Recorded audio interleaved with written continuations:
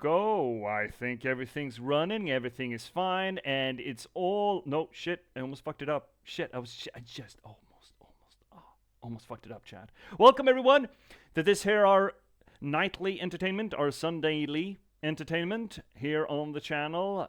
This little corner of the universe, the internet, and all things Twitch, where we try to apply literary criticism to games that we play. Tonight, we're going to be playing Senua Sacrifice 2, or Senua Saga 2, or Hellblade 2, or Hellblade 2 Senua Saga, or Senua Saga Hellblade 2. This is some anime bullshit when it comes to titling, but you all know what I'm talking about. The sequel to Senua Sacrifice, Hellblade?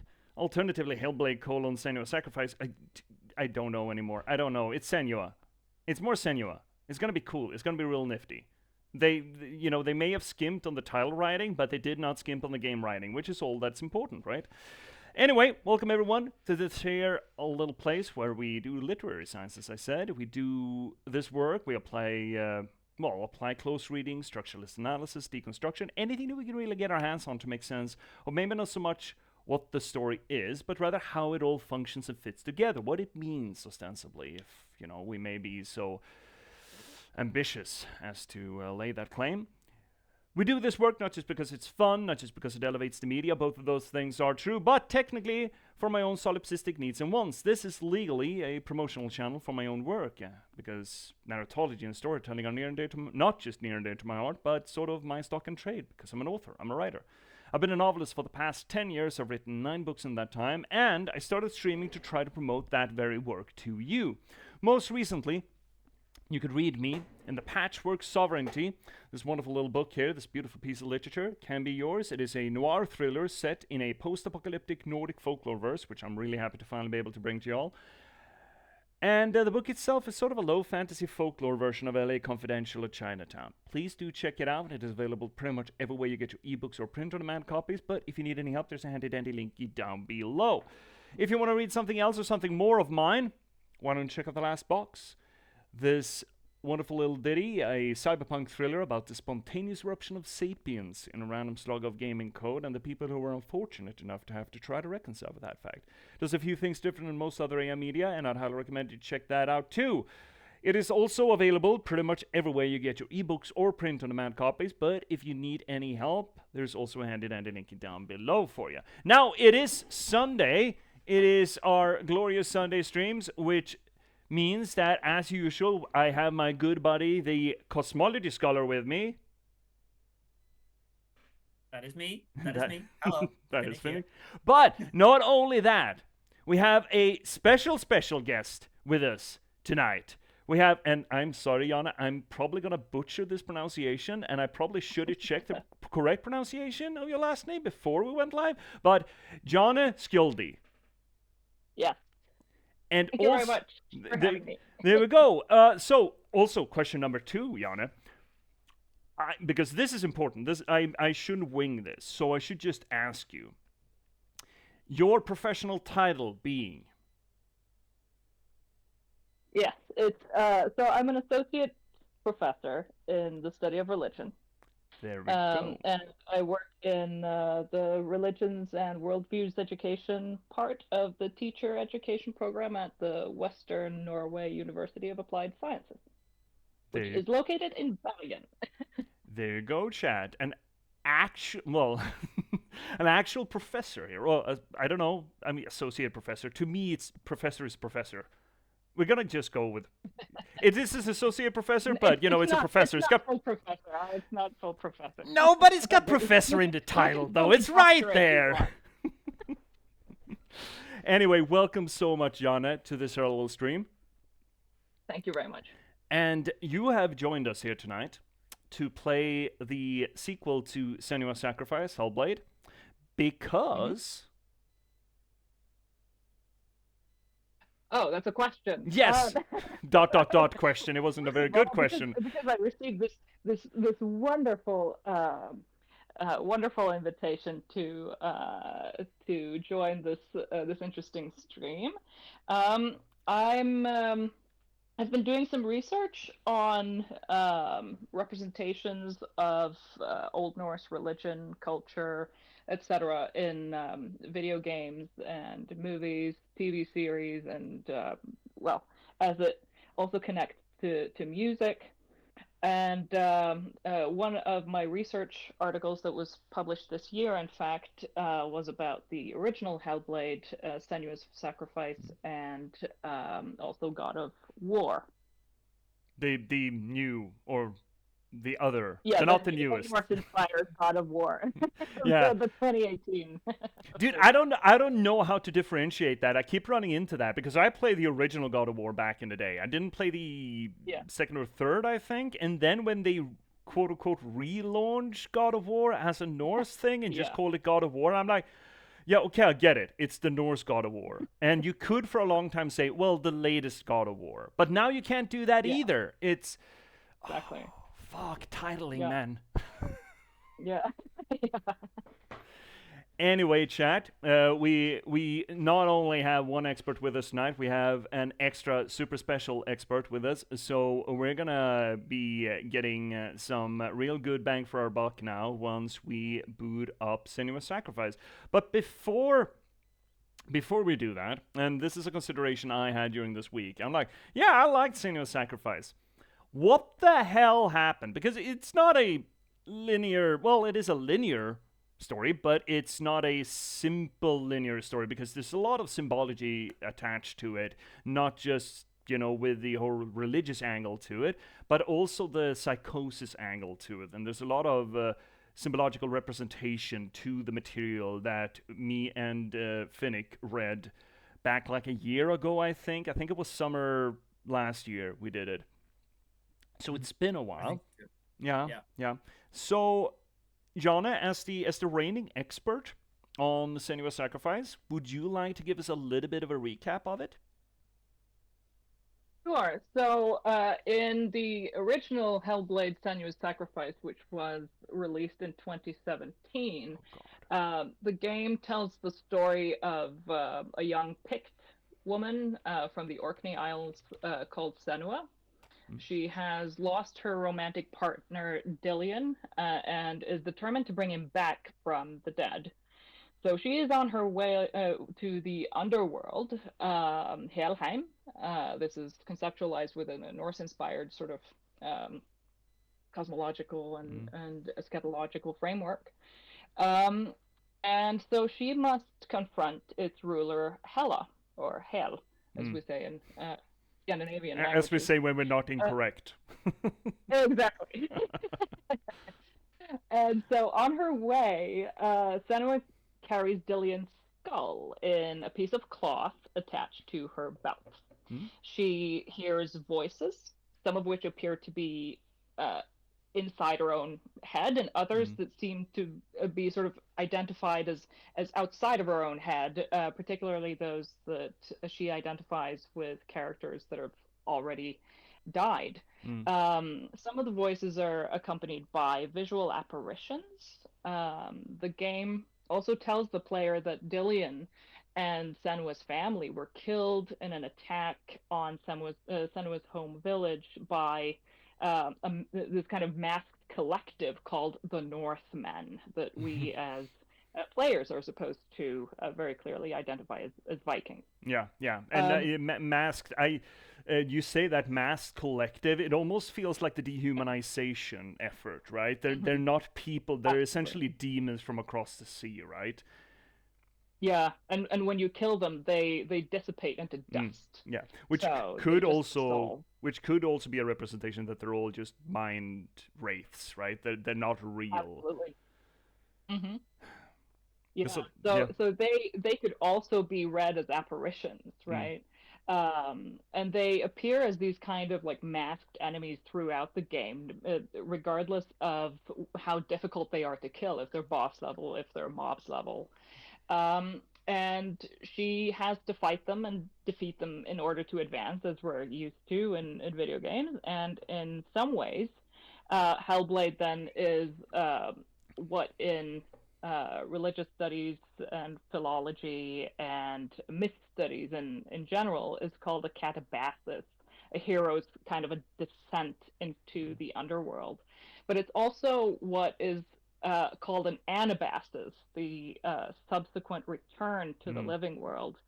Um, that sort of, yeah, so it's going down and going back Mm. up, and in that sense it kind of resembles a lot of different myths from a lot of different Mm-hmm. cultures, especially ancient cultures. Yeah, but not um, not only that. Fancy word number one and fancy word number two, catabasis and yeah, anabasis. yeah. But it also links that journey to grief management in a way, and the internal process that has been sort of. You could argue that it has become externalized to some extent because of Senua's uh, mental situation. I know that it's an absolute fucking minefield to speak about psychological diagnoses in art, or just when you're not a trained professional. But let's just for the benefit or our capacity to talk about it, let's just call it psychosis. And if that's incorrect, we're sorry, but we don't know any better. Is that okay? Can we do that? Uh, Yeah, and I think it's a good point that it's sort of part of this larger trend, really, that mm, um, that we can call a therapeuticization of mm, popular culture and also of religion and religious stories, narratives, myths. yeah. The idea that I can learn something from this story Mm, that's about me and my mental health, my processing, right? yeah. Which is kind of solipsistic in a way, Yeah, I was but about to get it there. also Yeah. seems to sell. Yeah, Phoenix, stop the timer. You could absolutely read that as an expression of, our postmodernist solipsistic sense. There we go. Timer. We got it. um, Got the postmodern. There we go. yep, we got it. But this notion that, well, I can't really learn anything. I can't take any value from this old story because it speaks of some old you doing an impossible thing. But as soon as we tap into that as a symbol, I keep stumbling on this word, as a symbolic, I keep thinking that's symbolical. Is that really the word? Symbolical journey that is supposed to be an internal one, a solipsistic journey Mhm. into the self. And then suddenly all of the symbolism, all of the mythological elements of any story kind of, we can excuse it. It's easier on the palate if we have Mhm. at any given point in a modern media sense said that, well, it's an internal journey. You get into the David Lynch nonsense of the 90s and noughties, for example, like Mulholland Drive. Oh, it was an Mhm. internal dream sequence. Oh, okay, I guess it all makes sense now. And we have a greater tolerance for the fairy tale, for the mythological, for the magical in this Yeah, sort of. I was just playing, Mm, right? I was just playing.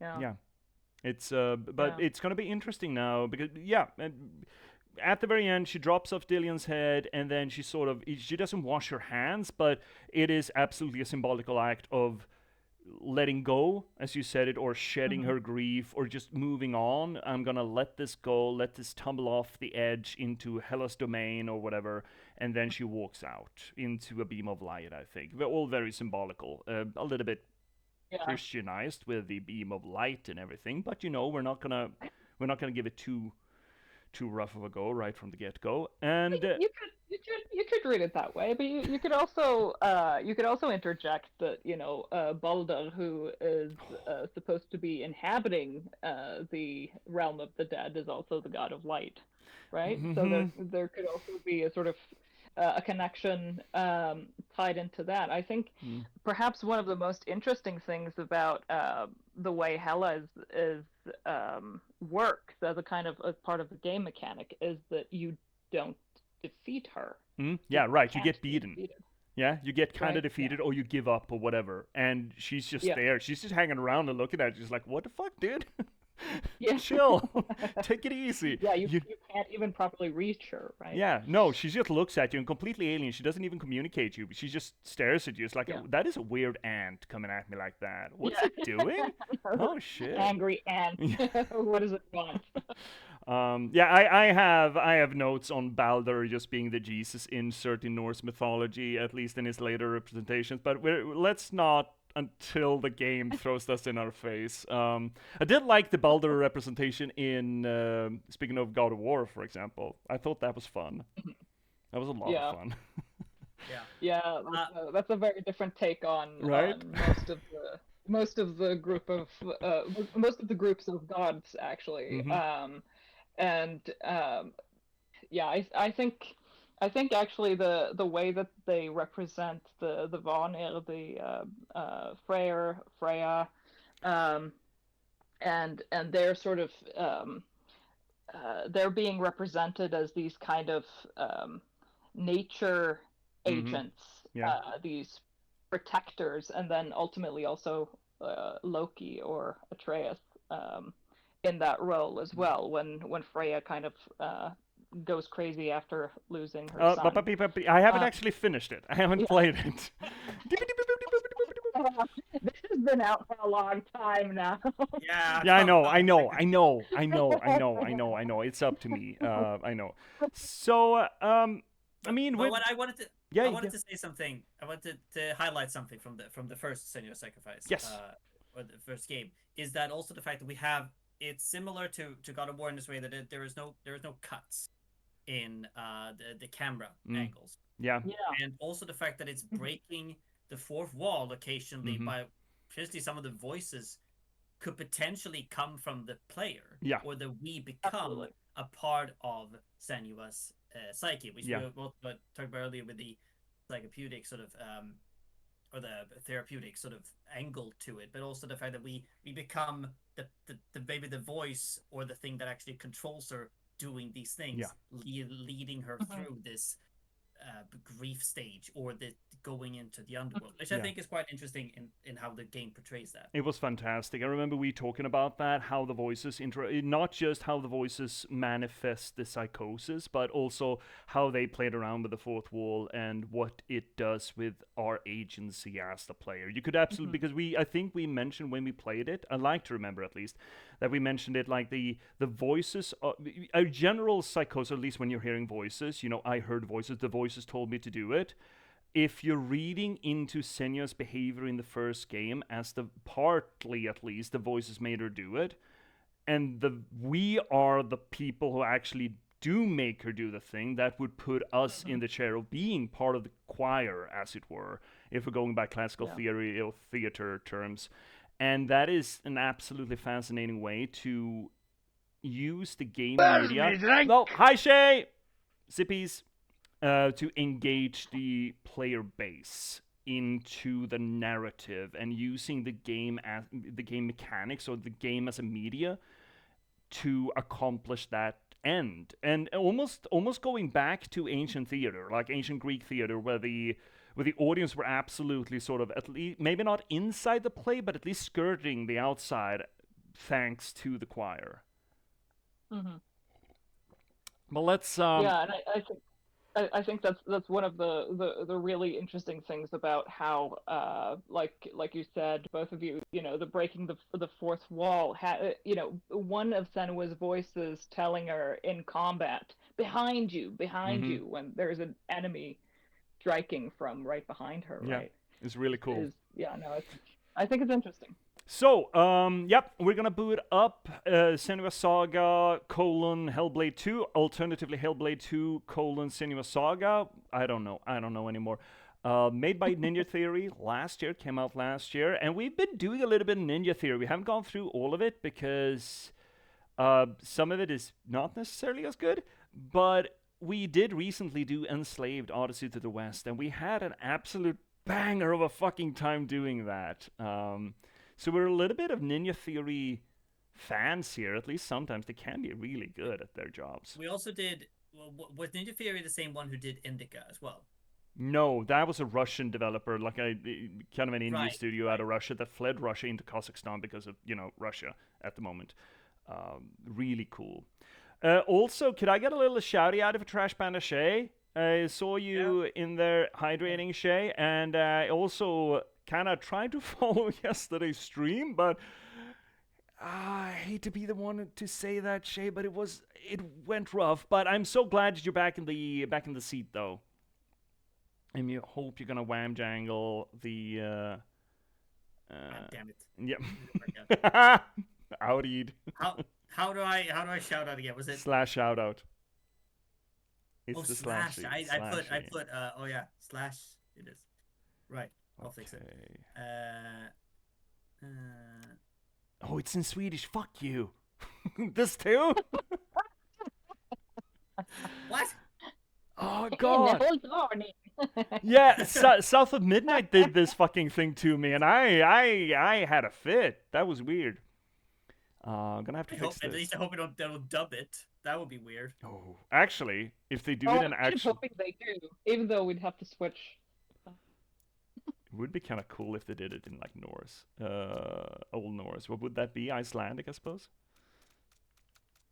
It's the closest you could get of any contemporary languages, but it's not exactly the same. No, but I mean, it's as good as we're ever gonna get, probably. There we go. It was so bad, I know. Yeah, I felt so sorry for you, Shay. You tried and you tried and you tried. I hope it's gonna shake itself out better for you. Because I absolutely understand. Once you've been bitten by the bug of streaming, it's hard to just let it go. Could you share it with us too? Yes, by the way? Right. Fuck, I knew there was something. Yeah, absolutely. Thank you for telling me. There we go. And let's hope that the bitrate keeps up. We had some rough times with Indica. Yeah, so that they... Subtitles on. Menu narration sounds weird. I don't want that. Headphones, master volume, sure. Let's... yeah. I'm very upset about it. I'm sorry, Shay. Yeah. I can understand that. So sorry for you. It must really fucking suck. Janne, can you see the Yep. The stream or him sharing the image? Yes. On Discord, great. Interesting symbol they just pick out.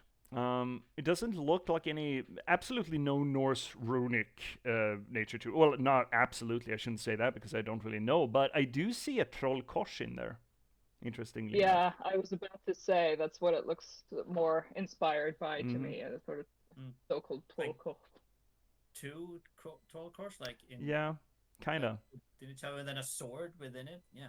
Or something, yeah. It's strange. It's an interesting one. It's not something that would be typically considered Norse, at least. But I could absolutely see this having Pictish or, British Isles originals or origins to it. I could see this being painted with woad. Interesting. No, let's see. Well, we have very handsy fingies, which sounds a delight. Notice as well that the fingers do have the same symbol on them as well. They do, so it means something. Okay, good. Love that for me. Yeah, I have no idea how they're gonna branch this out. This is gonna be really interesting. So we've already done a intro to it. Let's just boot it up. See what we get. Right. Well, let's go do the recap. It's gonna be fine. Sound seems low, a little bit low. Senua, the outcast who became a warrior, who faced her demons and challenged the gods for her lover's soul, has accepted the voices, the furies, as part of herself. Okay. Interesting use of the word furious. Just like her mother Galena, she was not like other people. She saw and heard the world differently. Her father Zinbel told her she was evil, tainted by the sin of her mother. Tormented and afraid, she retreated from the world. Was he using the word sin? Yeah. Until love broke through like the rays of a new dawn.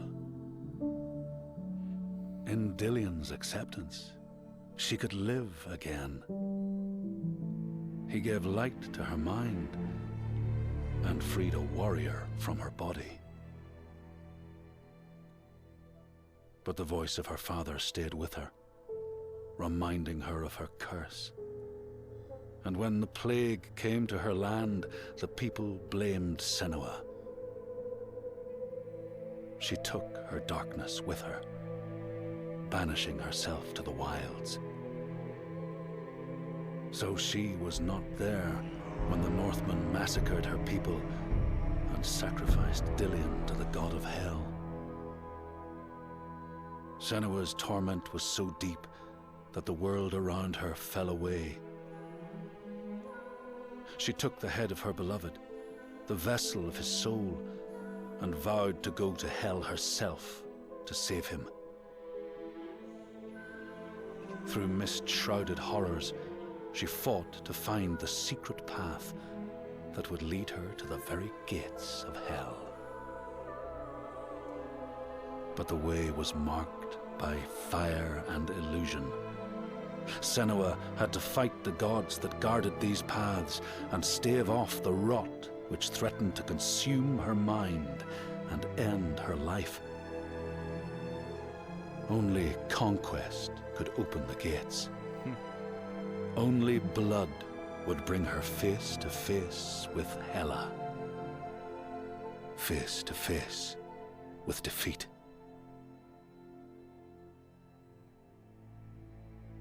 Once again, Senua was engulfed in darkness, lost in a maze of misery and confusion.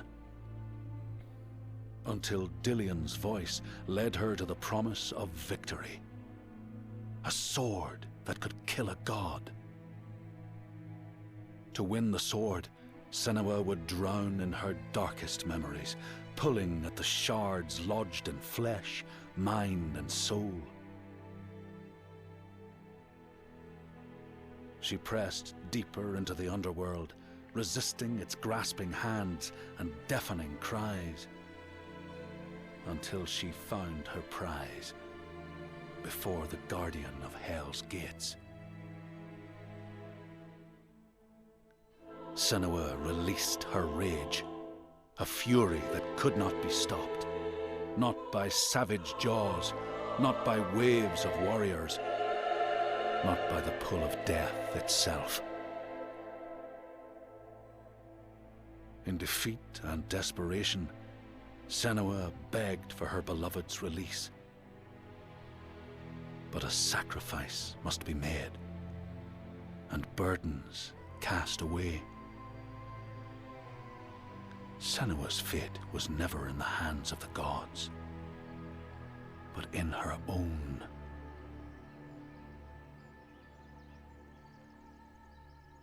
Only she could choose, out of love, to live, to go on, and to take us with her. That's a cool runestone. Doesn't have any runes on it, though. Nah.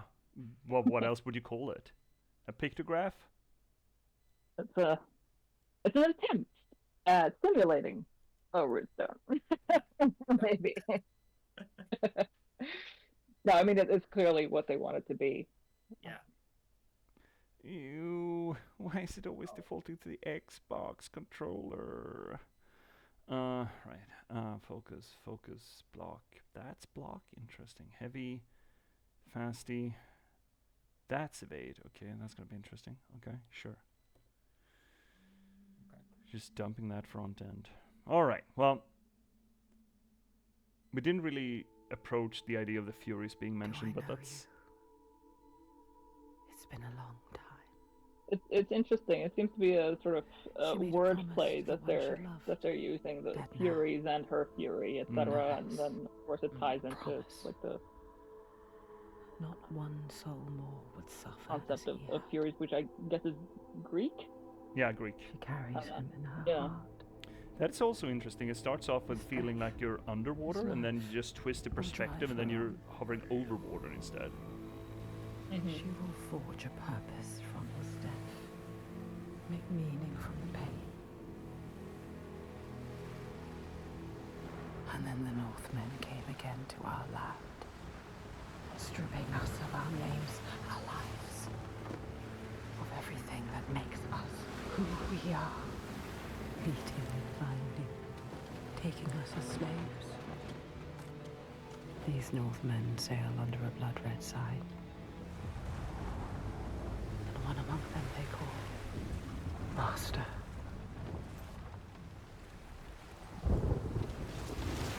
Interesting, not faceless hordes. We'll follow that sign. Yep.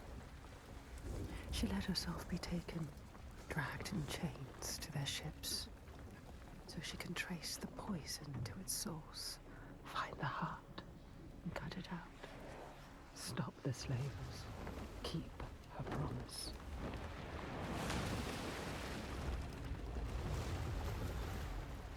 Yeah, these are not undead Northmen, these are slavers. Yeah. Different. Very distinct. Yeah. That was a flimsy fucking sail. That escalated quickly. Yeah. Went from fine to truck real quick.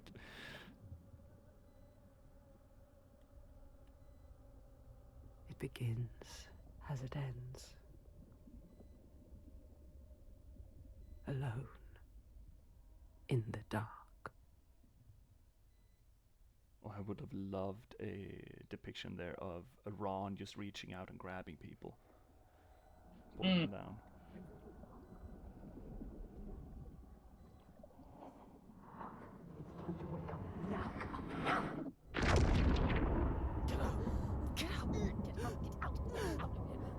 Man, I have not missed these voices. Holy shit, the surround sound. It's really good, but holy shit. Yeah.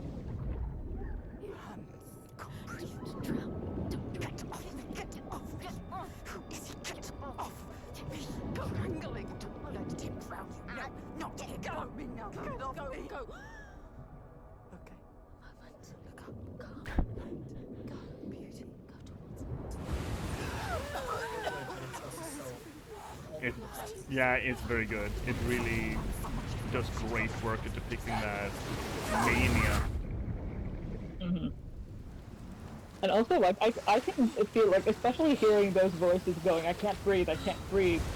I kind of feel like I need to remember that I can breathe. I don't need to hold my breath right now, right? Right. So, yeah.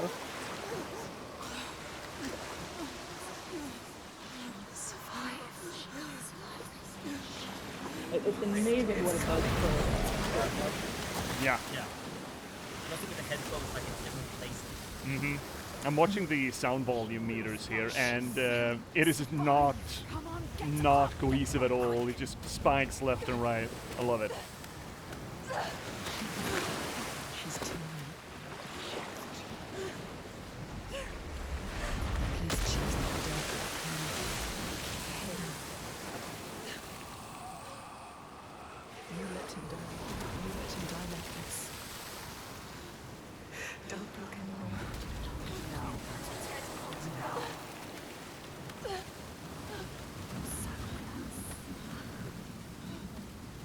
Even when you're pulled by forces dim and vast, fate can stop you cold. Her dream has foundered with the ship. She must find a new light to steer by, find the next sign. Yeah, this is very good. Where? We can't speak. Too cold. Yeah, I don't know. Could be anywhere, really. Don't think about the pain. Use your mind. You are a warrior.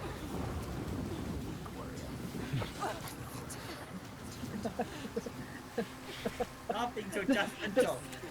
Yeah. I remember taking umbrage with what the voices were talking. Oh. Not have come here, child. Hi, Dad. Shut up, Dad. You're not my mom. Pushes back. She's so far from home, from all she's ever known, half drowned, and lost in a world still clouded to her eyes.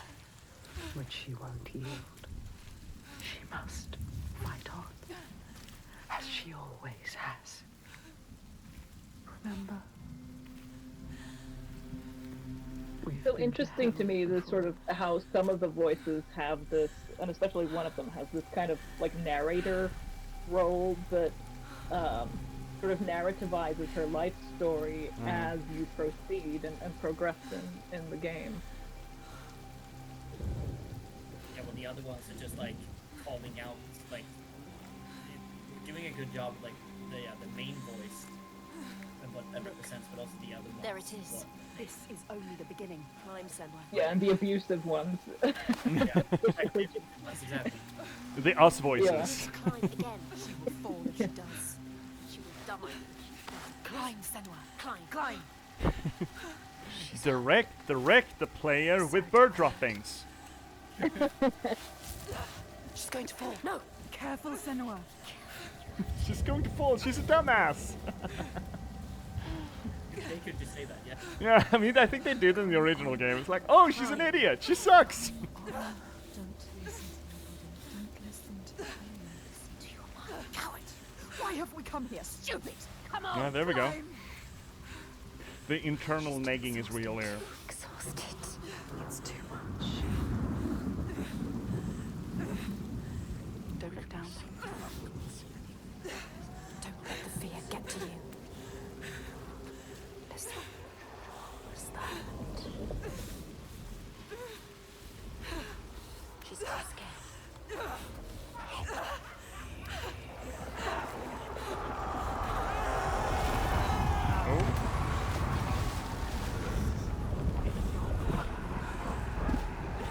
The screams of they follow us. Huh. Everywhere they won't let us forget.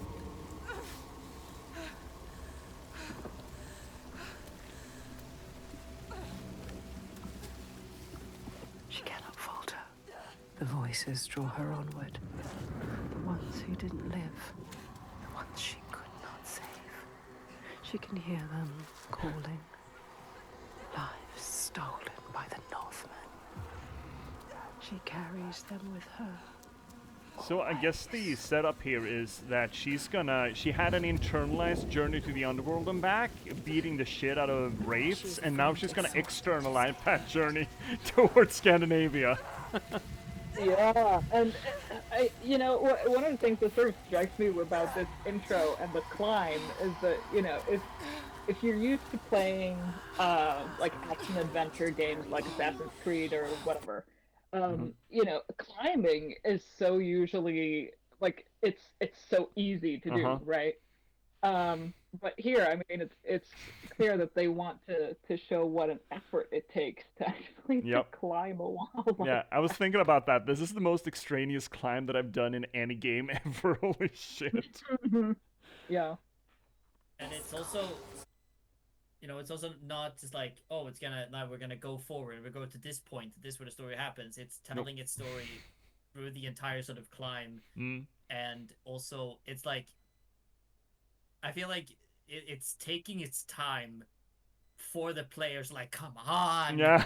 It's like the ones who are used to everything going so fast in action adventure game. This is taking its time. Yeah. And I love it. To make it feel painful, right? It's excruciating. For us, it's excruciating because gamers just want to whack things. Well, for Senua, of course. Yeah, shit, you just survived a shipwreck. Yeah, climb. Just... Yeah, exactly. Off your bum. Wouldn't it be embarrassing if she just washed ashore in Iceland or something instead? You should not have come here, child. Hi, Daddy. And upside down again, sort of depicting the underworld, I think, that flip back and forth. Yeah. Your hopes were always doomed to fail. I would love it if gravity didn't subject itself under the force of my delusions. Strangers. You! Why did you come back? Did you think you had left me behind? I am always here. I won't listen to you! Her voice thought she'd left it in the past. Her father. He clouds her mind with fear, but she won't stop. Wait, this is fucking Iceland. I think so. This isn't Scandinavia. It's not a tree in sight.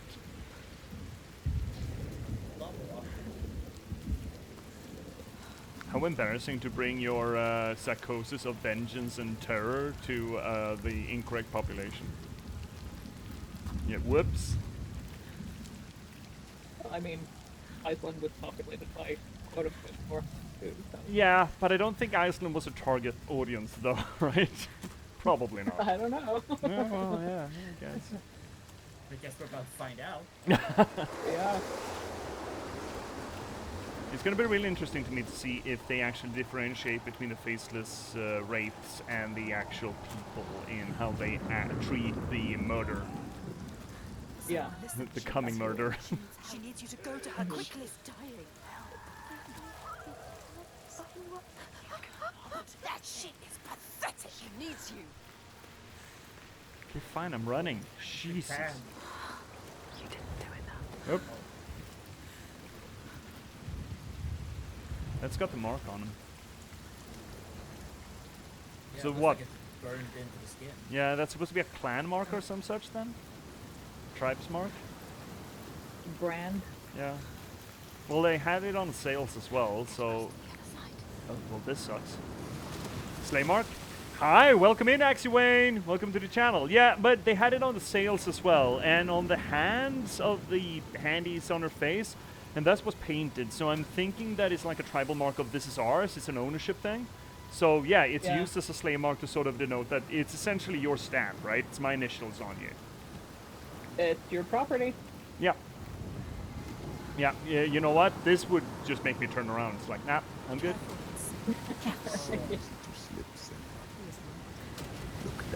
Hey, Daddy, you're not helping. Shut up. Yeah, well, Ron can fucking wait her turn. You don't listen to him. Yeah.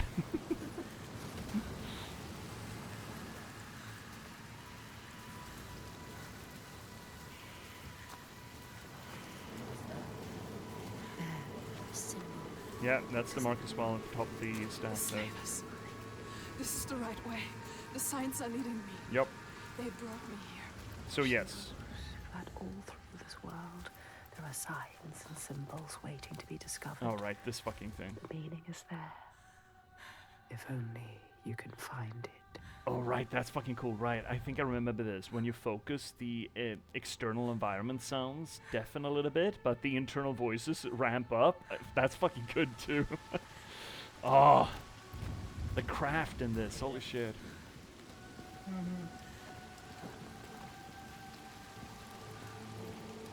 Well, I mean, to be fair, it looks like this clan has been seen some rough days. Supposing that flag was... Maybe you know, this labor business hasn't been going as profitable. Been as profitable, perhaps. Or alternatively, they turn to slaving because they've been roughed up by some other tribe. Okay. Yeah, that guy. You know that guy's not going to be in Senua Sacrifice 3.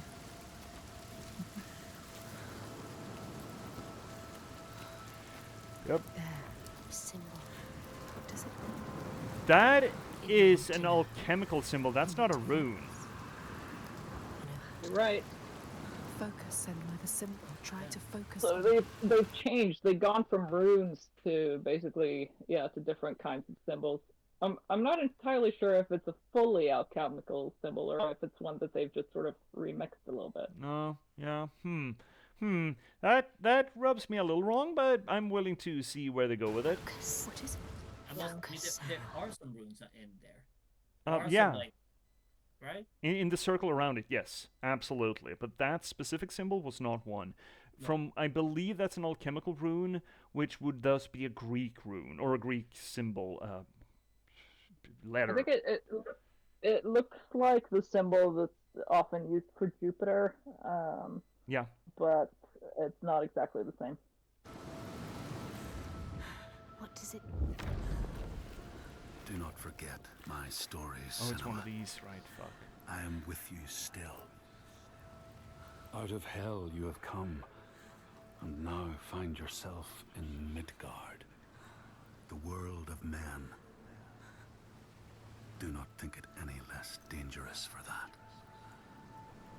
Your path has taken you far from home, across the boundless sea, and you must go on to the heart of this place, to the heart of man. You have seen how the Northmen journey out to conquer, and this is one of their lands, as icy dark as Niflheim, yet as fiery as Muspel. Yeah, that's Iceland. It has not long been claimed, and they try still to tame it. So, what do we have here? No, I just want to look. Just looky. Just looky. It's a mix of different things right there. Yeah, right? Because I do see some Fu rune, and I see some DS rune, something like it. But there's definitely things here that aren't of the Futhark. There's something from the younger Futhark, there's some things from the elder Futhark, and then there are just some things that, some astrological symbols as well. I see Pisces in there. Yeah. Like, it looks like they've, gone for a mix. Yeah, that's weird. Are there any sort of modern pagan symbols? Oh man, I mean the whole alchemical blend of this stuff and blending these things together, it kind of has a smackering Wicca to it. Just, not cosmologically, but blending them. It's sort of certainly astrological symbols are part of like the wider new religious movement sort of repertoire, definitely. But I don't see anything that sort of stands out as identifiably Wiccan. No, but then again, what is? That being said, it's well, some things are like the. But I think it's interesting to me that they've gone for a sort of more of an eclectic collection of symbols for this, and at the same time, I think actually the thing that strikes me as most identifiably contemporary pagan is actually not the hovering sort of see-through symbols, but the skull, the animal skull. What is it? A stag skull or something on top of that pillar, which is it has become a sort of almost like a cliche. Common kind of identifiable headdress associated with Norse-oriented contemporary paganism, and especially due to being used by the band that has made part of the music for the soundtrack. Yeah, right. Heilung, right? Heilung, right. Yeah, fuck, they rock. They're so good. Holy shit. They're extremely popular among contemporary pagans, and especially Norse-oriented ones. Yeah. Let's see here, actually, Wayne. Could they be a form of boomärke? It took me a while to realize what you're referring to. Boomärke.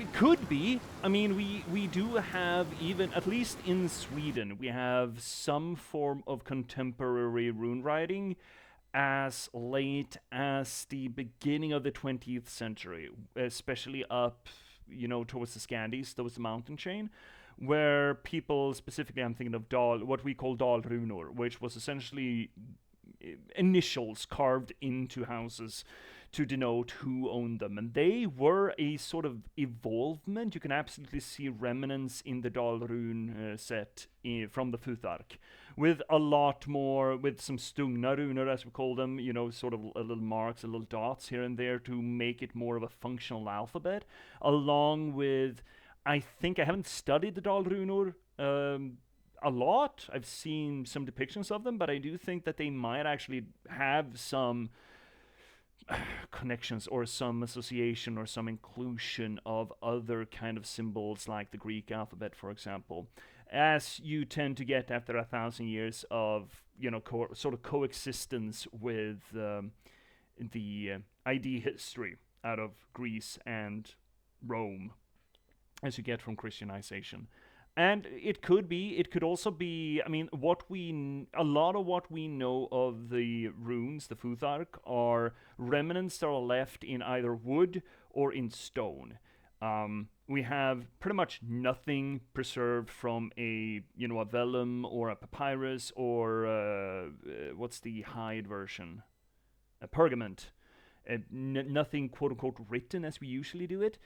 We know that the Norse wrote things, but we only have, writing in wood and in rock preserved, which also might influence what kind of runes we have preserved, because, of course, it's easier to have angular script in rock or wood, and you would be permitted to have more flowing script if you just painted it. So you could absolutely make an argument that maybe if they ever wrote down, which I don't see a reason why they wouldn't, things on, for example, pergament that's just, pigskin, they might have essentially a little bit of a cursive to it, as it were, quote unquote. I don't know if there's any academic foundation in that what if scenario. I don't know either. I'm not an Old Norse culture expert. No. It just seems reasonable to me. Yeah. We know they wrote things, right? And we know they wrote as, mundane things as just love poems to each other, but we only have preservations of that. It was usually on, or at least, I mean, there's a difference, of course, between, what we can speculate and what we can say based on evidence, right? And of course, speculation is always fun, but in terms of, pergament that was used, the book pretty much came with Christianity and Christianization. Well, the codex, as they called it. But Exactly. I'm just saying that we know that fairly mundane things were written down. I know there's a wooden stake with a lone poem in Trondheim, I think, in Trondheim Museum.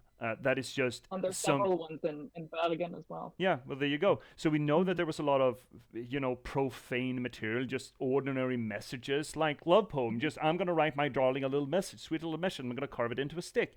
There's nothing to really say. Thus, we know they wrote things that weren't just, here lies King McGee. He died at the age of 103. He was really fucking cool and he slayed a lot of enemies.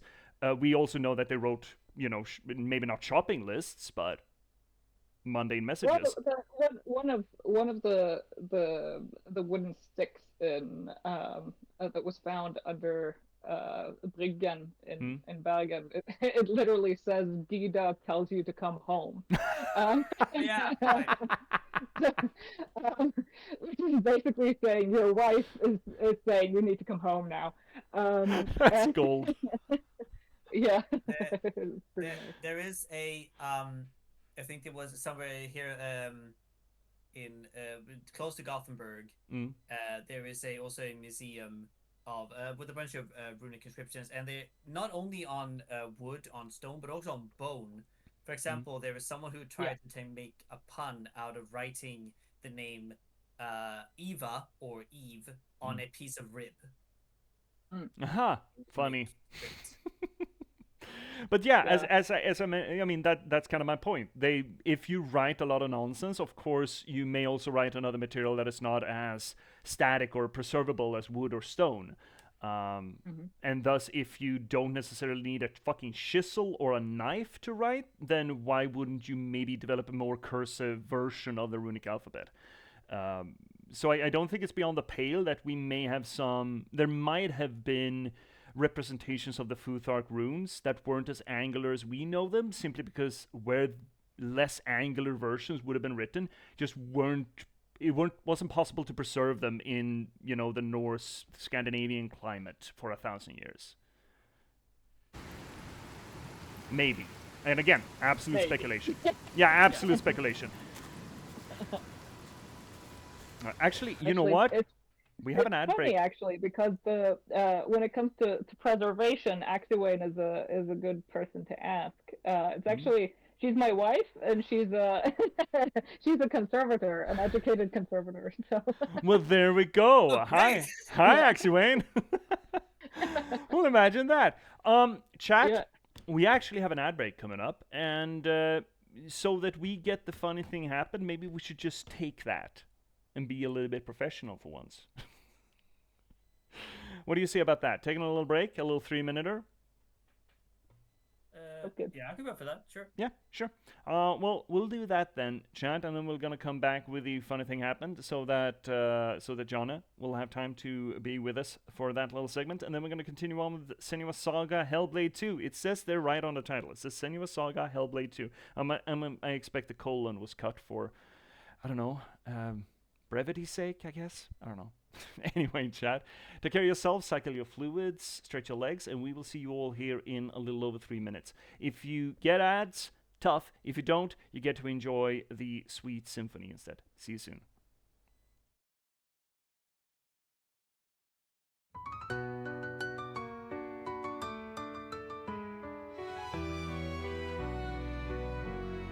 Welcome, viewers, take a seat. You never know who you'll meet. Stay a bit and have a read. Let J.P.S take the lead. Whether it's my books or one of my poems or games and story, you've come for glory. Let us dissect this plot. Let us discuss the protagonist. And if we can't cope with it, skita idibloskopad. And don't hold your breath, I'm just an organism. Let's talk postmodernism. Modernism. Lindberg will be heard. Please don't make me set down my tea. Don't make me sing, please. I'll read you a poem, an excerpt or 3. Thanks for the song, Mac Daddy.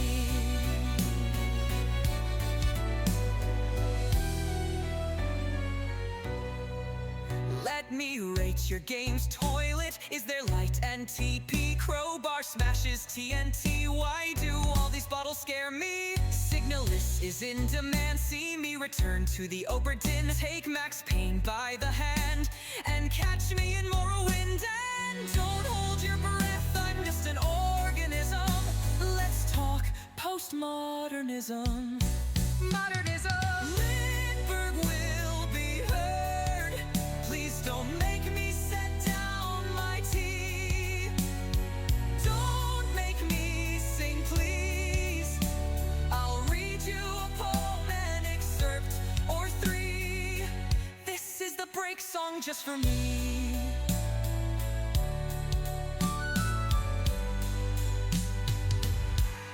Have you seen luck like mine?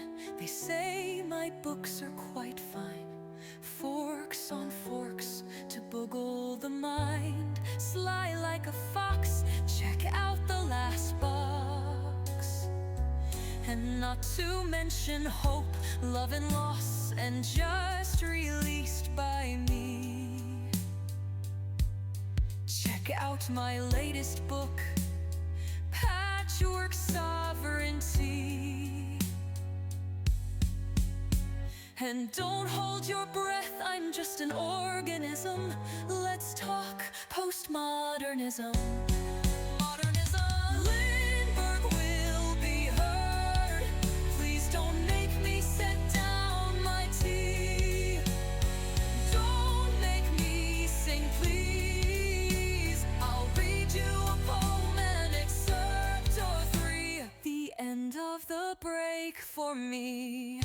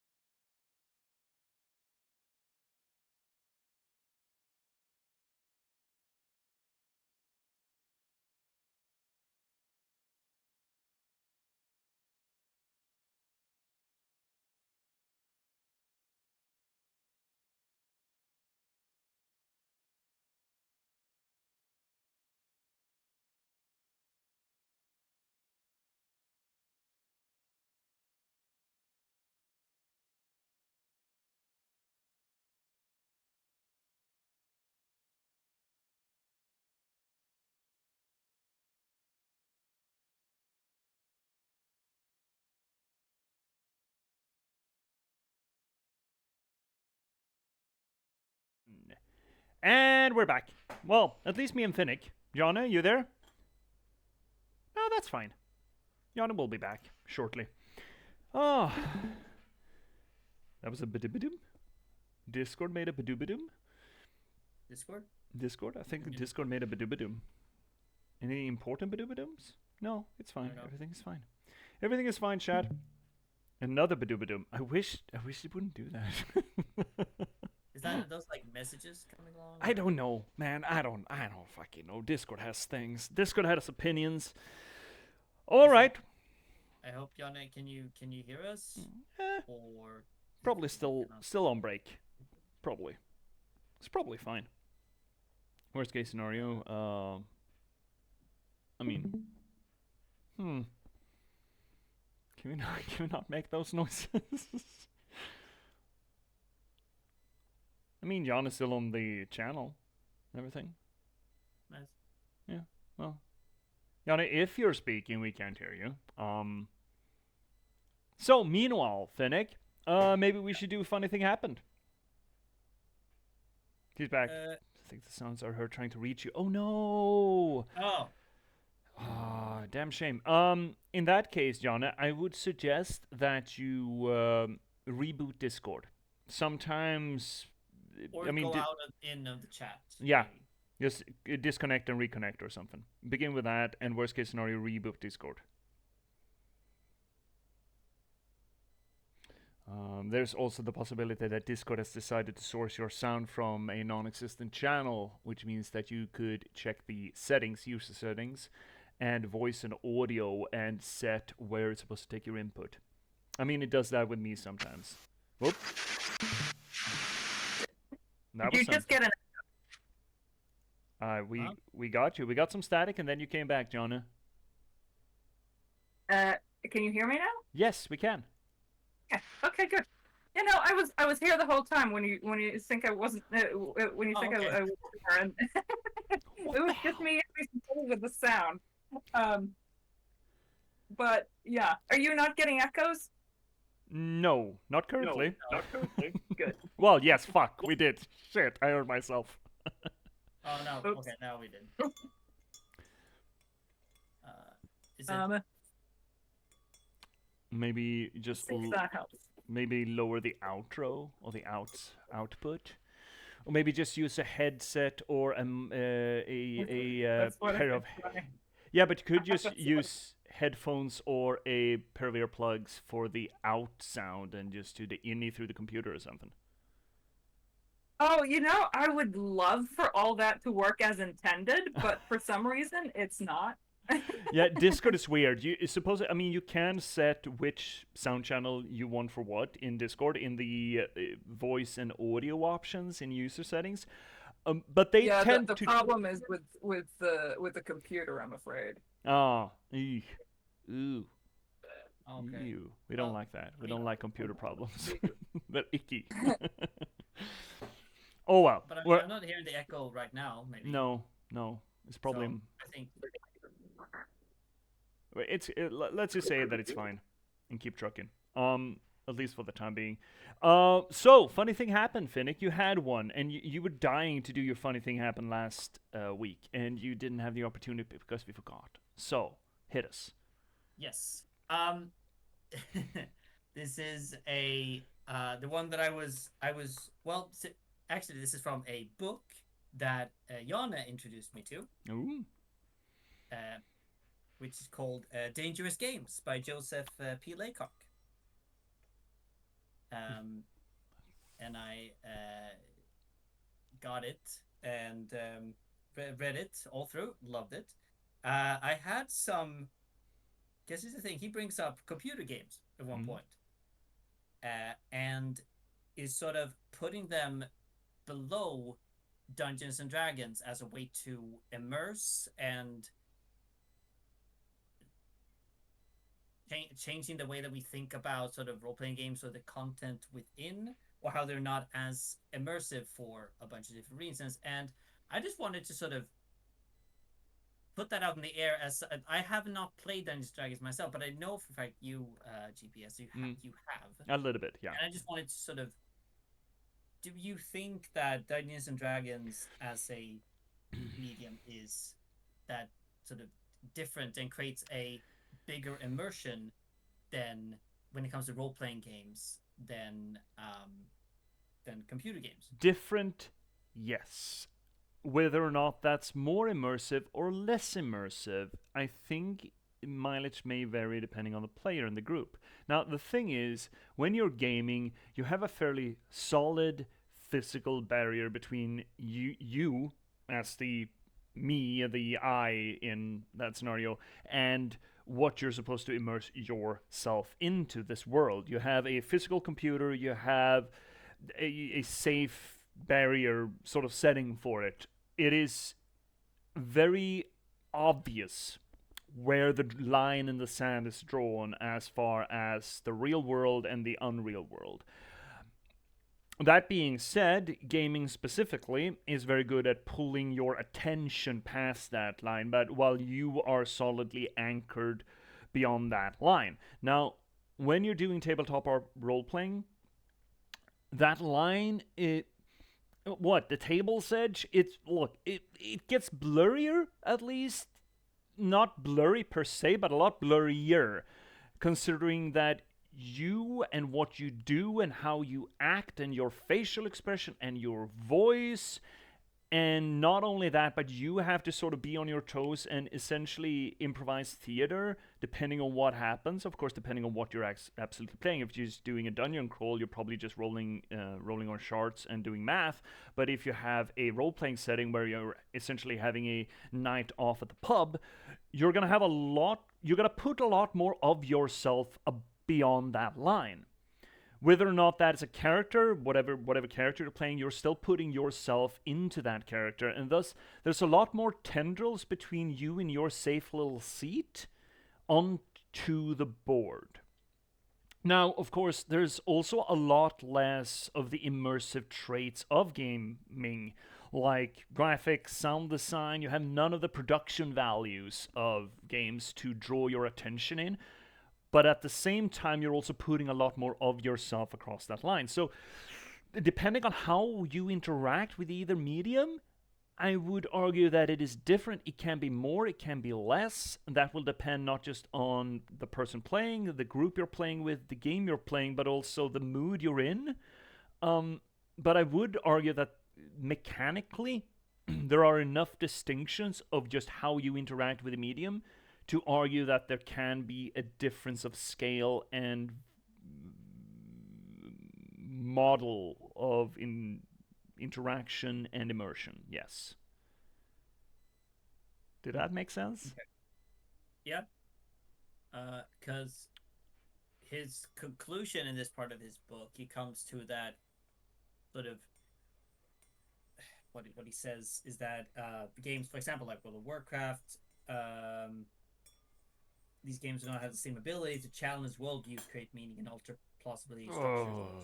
Traditional role-playing games, for the most part, these games truly are just escapism. I don't agree with that. No, I don't agree with that either. It's an absolutist statement, and in any such conversation, it's going to be a subjective experience, and that subjective experience, I think you should keep away from absolutist statements, or rather, you should keep absolutist statements away from that subjective experience.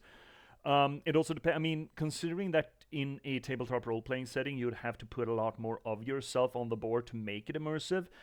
Maybe not a lot of people are either comfortable or have the training or the capacity to put a lot of themselves across that line. And since they don't do that and they treat it like essentially a chess game, they're not going to have the same immersion as if they're being fed a lot of those immersive hooks that production standards can afford you. I think it will depend greatly upon the person playing or the group playing or the circumstances playing.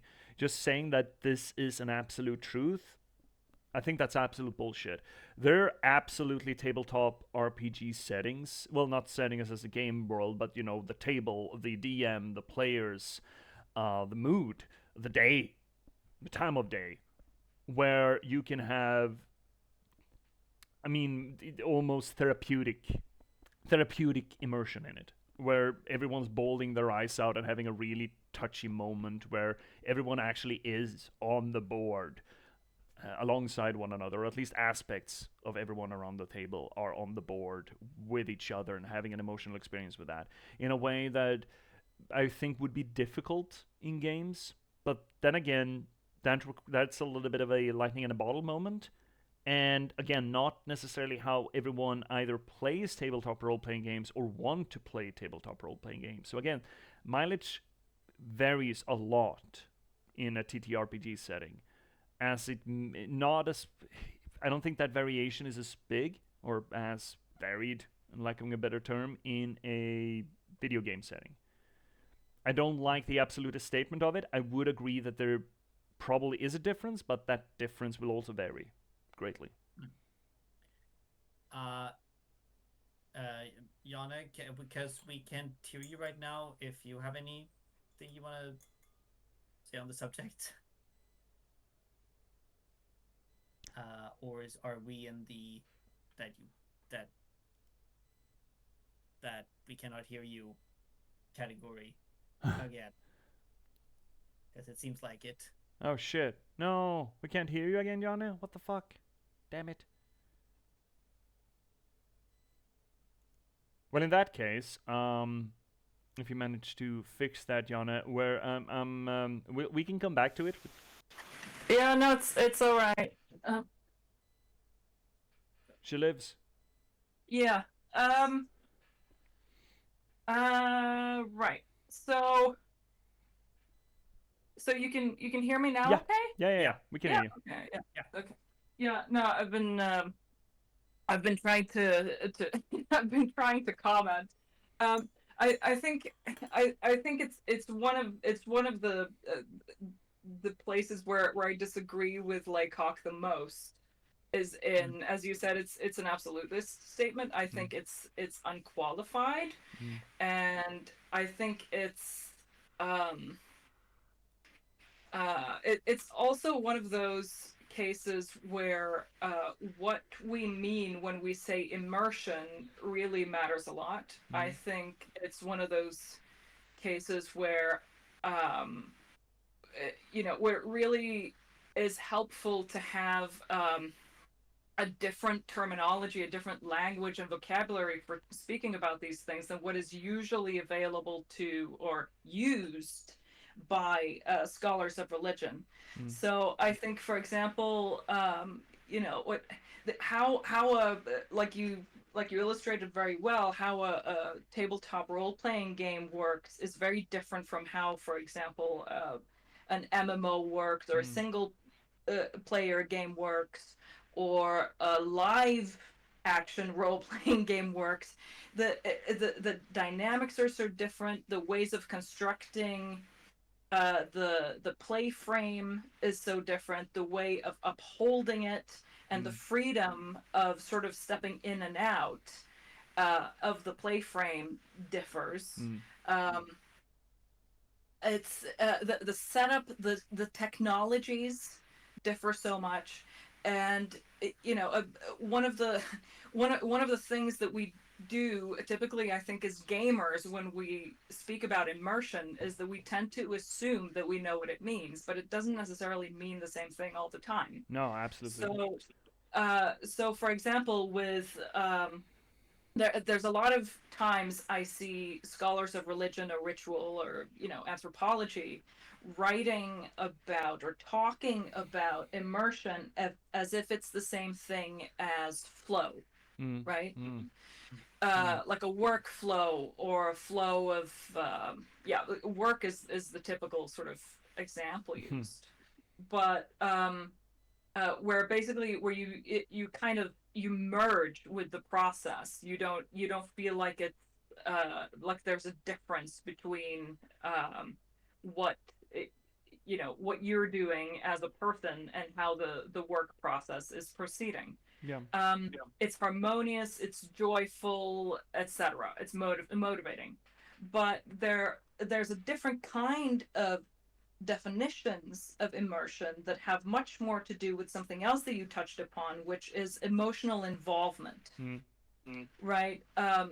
we know so well, like just from this introduction or the tutorial phase, I guess, from Hellblade 2, that it can be frustrating and annoying even, right? To be playing and to be completely immersed in a video game as you possibly can be. And of course it can be annoying and frustrating to also be immersed in a role-playing game if you're rolling ones, critically failing at one thing after another.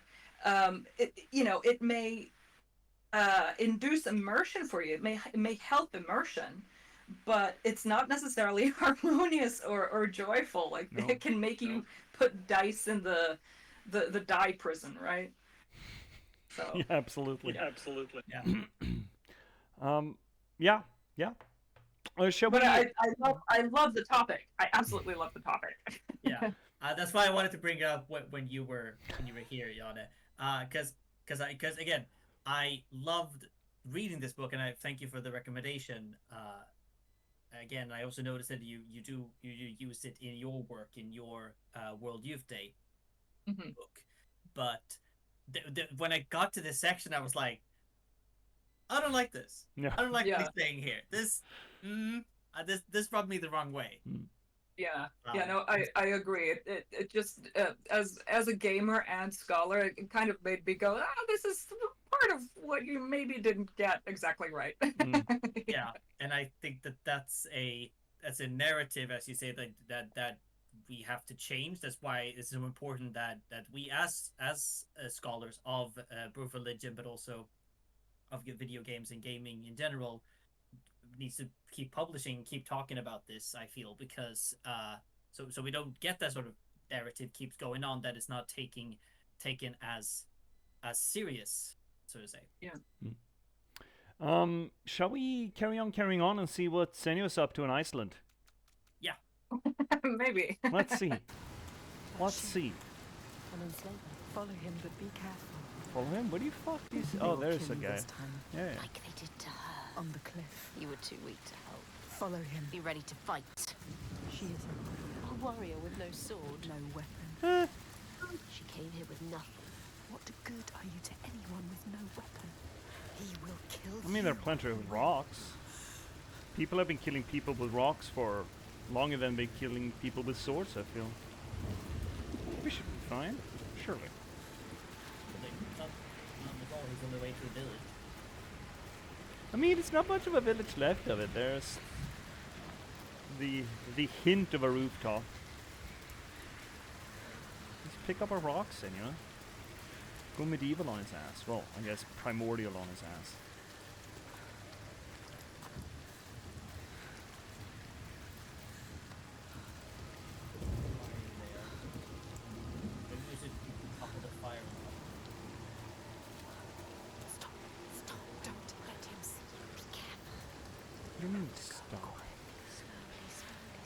Yeah, sure. Is there a... There's no sneak button? No, there's not. No. Oh, well. What's happening? Just watch this happen. Do something. Yeah, I'm trying. I'm moving as fast as you're oh, wow. Why didn't you stop it? Too slow. Too weak. My God, ladies, please. He is right. They were survivors. I need to help the other slaves. You let her die. Oh. Man, Lady Guilt's just absolutely nagging on me. Whoop! Hi, Burbs.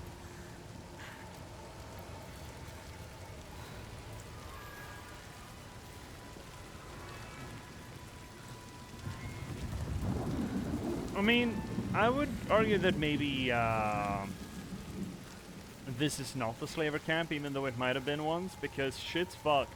I don't think even if you steal human beings for labor and entertainment, maybe you still like, enjoy a solid roof over your head, or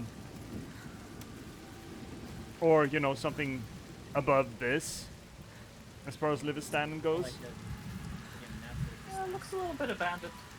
Just a smidge, just a little bit. Just a touch. And I like that Senua's like, yeah, this is where they live, alright? They're fucking slavers. Man, the skybox in this game. Holy shit, this place looks good. That's an angular mountain. Look at the angles on that mountain. Remember why we came here. She came here for a reason. You have to kill people. You don't know where you're going. Yeah, there aren't any people to kill. Yeah. We're in Iceland. I came here with a mission to murder and there are no folk around. What the fuck?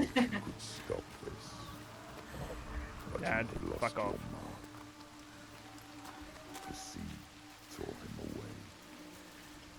Just like your hopes. There's so much that's like suitable for meme making. Oh yeah.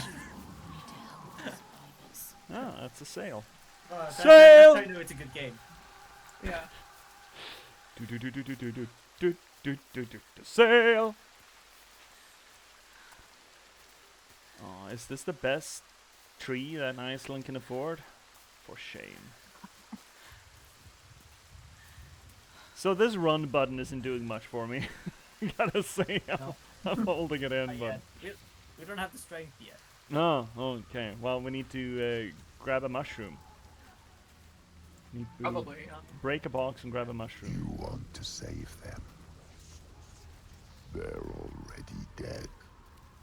The lost ones. Don't listen to him. Yeah, listen please, to Daddy, us, shut not up. him.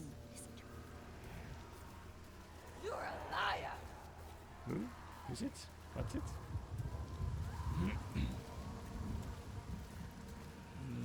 I mean, they fell down there, but there's sail over here, I think. Oh shit! Illusion of choice. Oh shit! Dang, we have found. You're just staggering around like you're drunk. Me? Woo! I do tend to say that I like. In here with a mission. Yeah, I do tend to like character movement that has a little bit of weight to it. Yeah. And I guess you're not doing the Dark Souls shuffle. I guess we can do a little Dark Souls shuffle here. Yeah, we can get it going. Yeah. It's just a teabang we need. All that's missing is some Irish music in the background. Here we go. have to find a way out of here. You are lost too. She must find a way out. How can the lost find anyone? Listen. Daddy? Fail them Listen to him. Daddy, please. like your mother. Hey, shut up. Like everyone Shut you love. up. Stop it. And I'm having visceral PTSD reactions from the last game when they keep talking and the voices keep shifting from one ear to the other. I'm like, what? Shut up!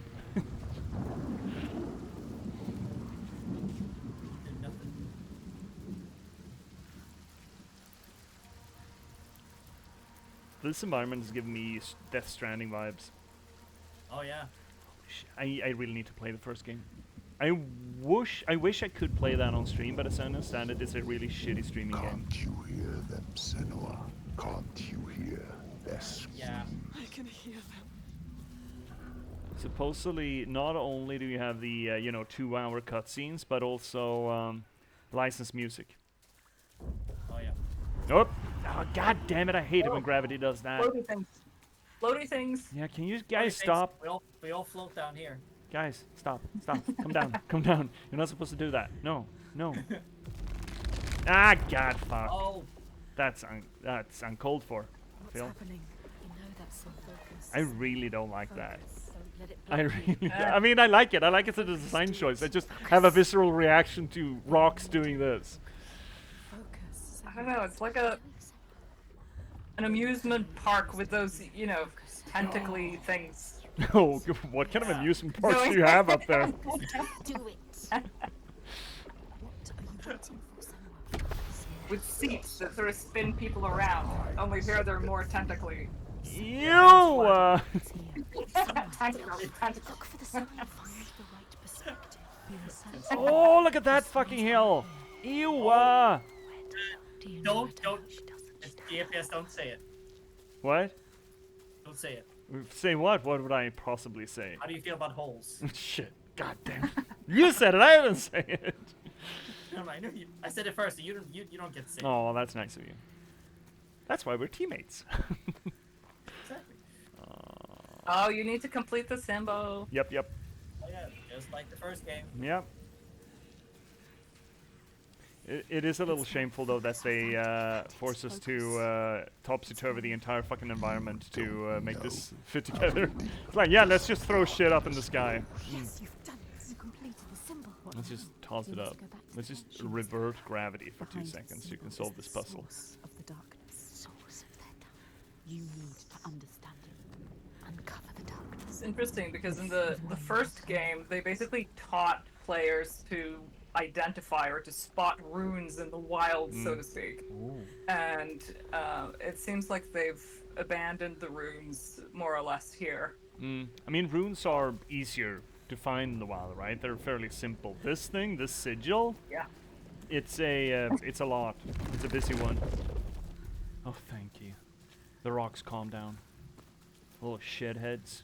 Need to put them in their place. Sit down, rock. Pay attention. Well, now we're gonna put the slavers on their place. Yeah. Holy shit, did we arrive during a volcanic eruption? Oh. Maybe. Or that is a big giant geyser. To find the source of all this. I promised. Wait, oh god damn, that voice is just rolling around in my head now. Oop. The dead are here. Can you hear them, Senua? They follow us, Senua. Joking. Struggling. You couldn't say. Look, we haven't killed a goddamn person. It's all wraiths. I guess it's our village. It's still... It's not the new ones that were racked up during the first game. It's the prologue still wanting us. Or is it the newly dead?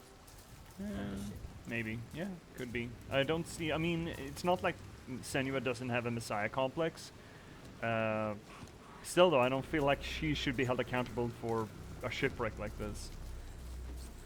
But again, she's not all there, is she? So maybe we shouldn't judge her too harsh.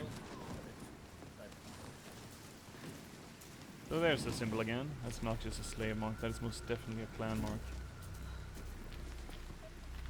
Tribal. Boobity-bop. Nice ship, nice hull. Sleek curves there. Is the slaver symbol? Oh. Yeah, look at the curves on that boat! Please help! Anyone help! Help! No, shit. No. Stop. Oh, Ghost in hand. Ah. They really did play Death Stranding, didn't they? To show you how you lost. I'm taking it this is a similar scene. It's Death Stranding has a lot of environments that are reminiscent of, you know, Iceland. You know, the blasted hillsides with just green grass and moss, and otherwise just volcanic rock.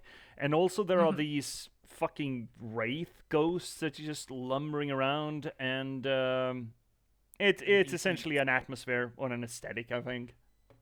This is everyone's you failed. Failed? Oh, well, they're gone now. Yeah. I didn't fail them for long, at least. Yeah, it's all over now. I don't have to worry about Oh no, she got quabbies or something. What is that? Maggots? That was quick. Would have made more sense with crabs, I suppose. Maybe they're just stones? Well, could be. Aren't they moving? Maybe not. Maybe not moving. Yeah, maybe it's just pebbles. She's being eaten by pebbles! Quick, save her! Wait, look. Some of them. Nope. Some of them, they survived. They tried to. They were wounded. They were scared, but alive. You can find them. Ladies, They please. need you. Follow them. What Help are you- them. Oh no, it's them! Okay, follow the... Yeah, I guess... Find somewhere to hide. To follow the apparitions? Yeah, sure. Is that never... It's never gone wrong. No, that's fine. Oh, dude, shut up. Stop talking then. Did you come here to die? Is that what you want? Oh shit. Is this the wrong place? No, no. Guy that played with bird droppings. Perfect. Yeah. Yeah. You squeeze in among bird poop. Oh my fuck! Oh god. Capture you again. Ow, dude. Ow, ow. Yeah, fucking get him. Yeah, fuck it. Oh, right in the tit. Okay, so now Senua's a murderer. Nice sword. Yeah, that's not nothing. Not as nice as the first game. Looks like there's runes on it. Oh, yeah, can I get an angle on that? I doubt, but... no, well, unless... No, there's no guard or anything. Yeah, I'm gonna have to keep an eye out for it. Okay, so we finally killed our first boy. And I guess there was a little bit more oomph to it than just one of the rapes. What are you waiting for? Can we recognize this? Oh, music. Fuck yes. Let's go. Just like that. Come on, Perry boy. Yeah. Try it again. Try it again. You got a troll kosh around your throat there, bud. Oh shit. No, none of this. Try something else. What do you mean What do you mean something else? I'm doing great. Oh, I fucked it up. Something different. It's not working. What do you mean something different? Back. Don't let them hurt you. There we go. That's the. Oh god. Okay. Yep. That'll kill a fucker. Well, her mission's going better. Yeah. It's shaping up. She killed 2 entire people now. Is making some readjustments to the environment. Yeah, exactly. It's, always look on the bright side, right? Yeah, right. Eliminating the carbon footprint of Iceland.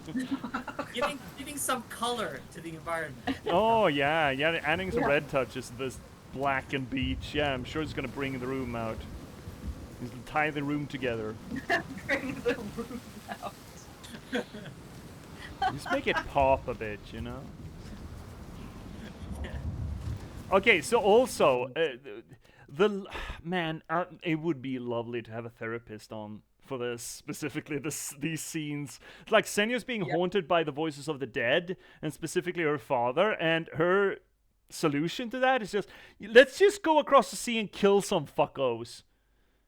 And then her voices keep asking her, I wonder what their darkness is, which, you know, implicating, why do they come across the sea to kill us? Well, maybe you're doing the exact same thing they did, Senua. Well, I mean, she's brought there as a slave. So. As she permitted herself to be captured to come here to kill people, though. They say that literally in the beginning there. We cannot fight. They killed her and I mean, not these necessarily. We don't know if these guys specifically did it. It's therapeutic vengeance. Okay, yeah, that's fine. That's fair. I'm sure a therapist would sign off on this shit. There we go. Oh, okay, this is visceral. Holy shit. That's graphic. I think it's even more graphic than the last game, because now we have actual sort of blood. Yeah. More like the smoke thing. Yeah, these are real people, right? There's weight to this. It's not just a hit the ghost until it falls apart. It's oh. It's like it cuts the skin and muscles. Yeah, it's visceral. Yeah. And I do also kind of like how when she did the swipe and just cut open his abdomen there, she just stretches out. She's like, oh god, my back. Ow. She would have done an old man noise there, dad noise. She's like, oof. Eesh. Cutting people up is so bad. As I understand it, fighting, like melee fighting, like old swordsmanship, is like the most extraneous exercise you'll ever do in your life, as I understand it. Like fighting for half a minute is like running half a marathon, as I heard it.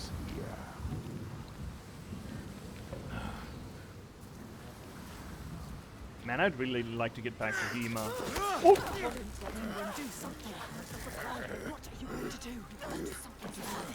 Ow.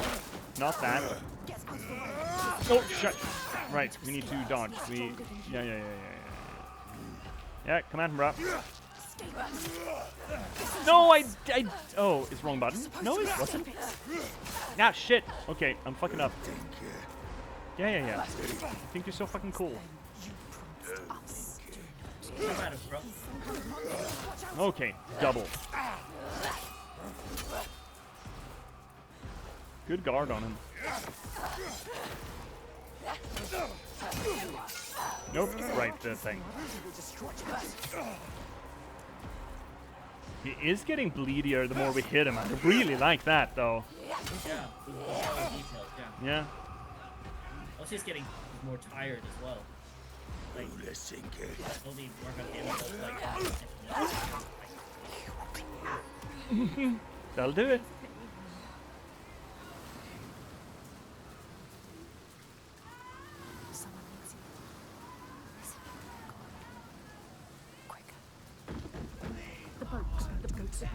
Yeah, the boat. I get it, the boat. Yeah, the boat. Yeah. The boat. Just hold on. I'm coming. How many are there trapped? Oh, yeah, you just tip it over. It's gonna be fine. Those are ghost voices anyway. You know that, ghost voices. Stupid girl. She's wrong. You thought they were real. You don't know. She never knows. These voices suck. Senua, you gotta get yourself some better imaginary friends. Everyone is dead.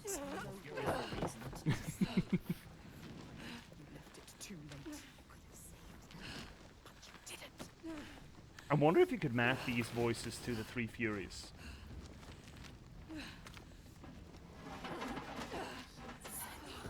You know, they're, Jesus Christ.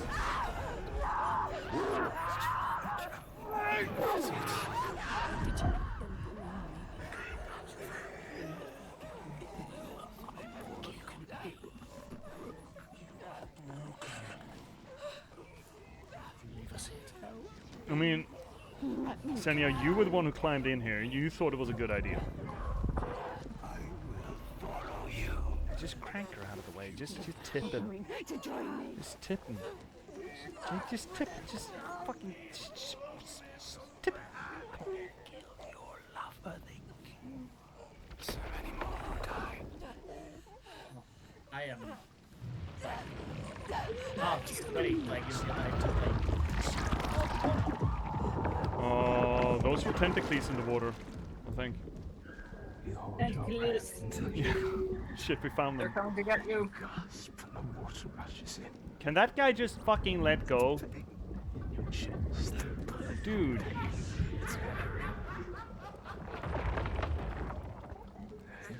I don't know what to do. Ah, there we go.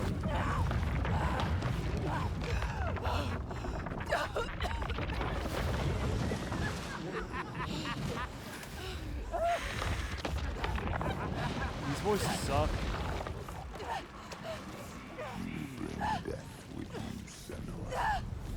I mean, I would argue that maybe she didn't cause the storm, Dad, but, you know. What do I know? Did you drop your sword, Senua? No. Hope not. No, there it is. Good. Also, she looked at her arm, which, the right arm, which in the last game had the sort of, you know, the crawling, the growing darkness. Yeah. Yeah, the rot. Yeah.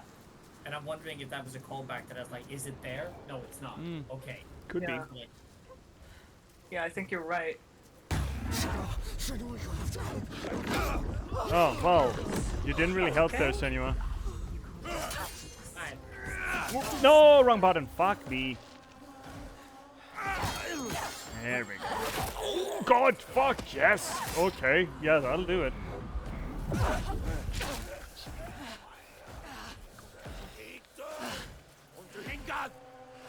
So, are all these guys brothers? They look a lot similar here, right?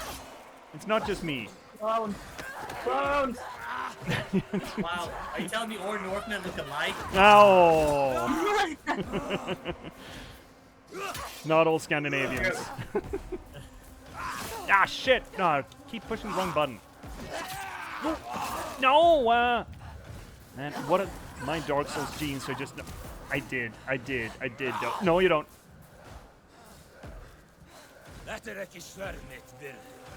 I wonder what that language is supposed to be, if it is Icelandic. Yeah, well, what is Old Norse, you know?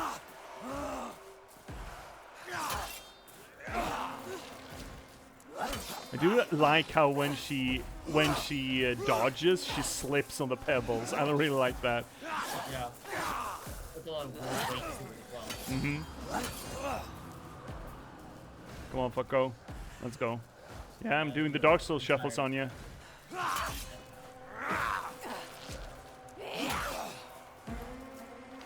do like the music, though. No, God damn it. I don't know which button I'm supposed to be stressing here, but I'm doing it all. Got away. Fuck you. Yeah, come on. Come on. There we have him.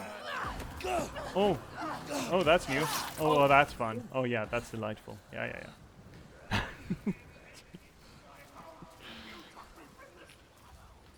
You don't seem bloodthirsty at all, you know. No, me? No. I'm a man of peace. Actually, I'm a man of pieces. Several of them. Yeah. So many pieces. Hey, fucko! You want to pick on someone with a sword on? No? No? Okay. Dude. What the fuck? Are all men bald in this game? Oh, Senua.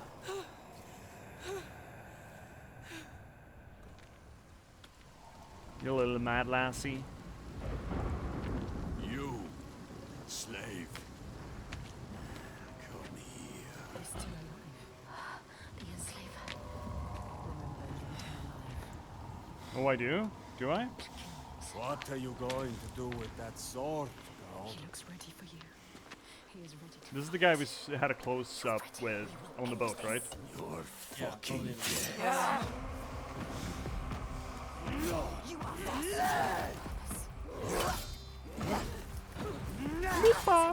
You are Jibbity-bop. He is fast. Yeah? Ah, fuck you. And your elbow, too.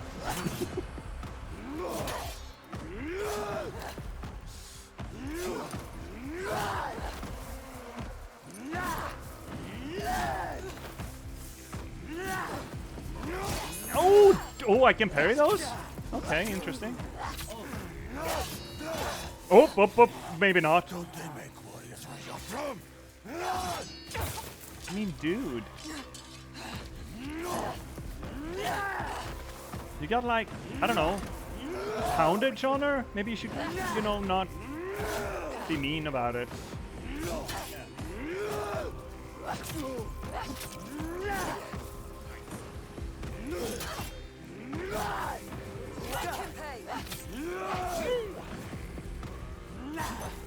Man, this game looks absolutely fucking gorgeous, by the way.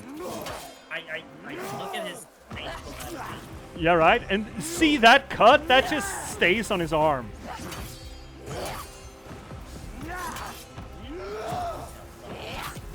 Oh, that stuck in there real good. How many biceps can you have? Is that the best? What the fuck, dude? There we have it. Fucking goal. And I missed it. Missed my opportunity.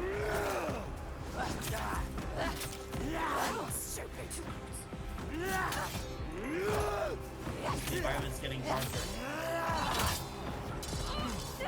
Oh yeah, fuck him up. Yeah. Oh! I didn't need that nose anyway.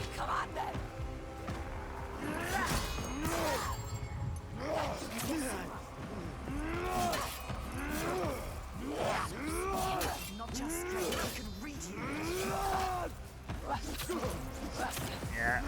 Oh, shit. Ow! Oh, not in the baby maker. Yeah,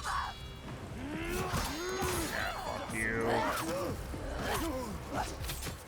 Ow! Okay. Yeah. How did those arms still function at this point?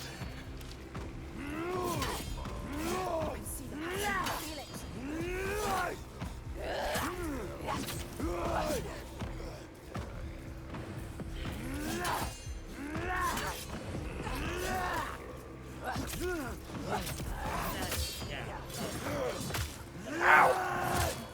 Ow!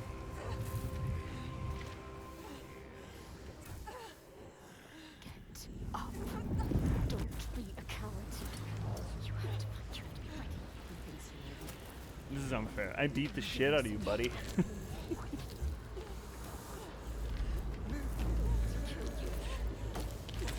You ready to fight? Grab it. Ow, ow, ow, ow, ow. Yep, that works. Oh, you fucking dumbass. Get got.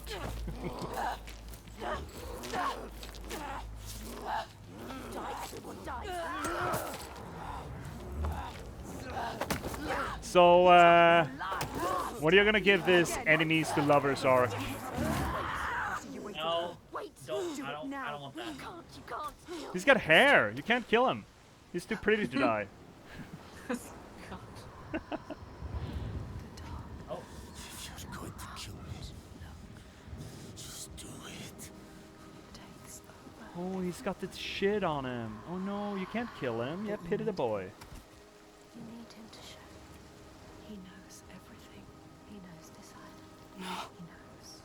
He can show you the path. You're gonna take me where I need to go. Yes. Yes. Great idea, the voice to say. Fantastic. You have spared him, and now he will take you where you need to go. Oh yeah, sure. That's exactly how it's gonna go. Sure. Where you come from. Where you take the slaves. I can't walk. How do you expect me to take you anywhere? His pain doesn't matter. Make him walk. You'll walk. She has to save them. You have to. There is no other way. It's why we have come here. I'm not leaving until I get what I came for. You made a promise. She made a promise. You promised. I made a promise.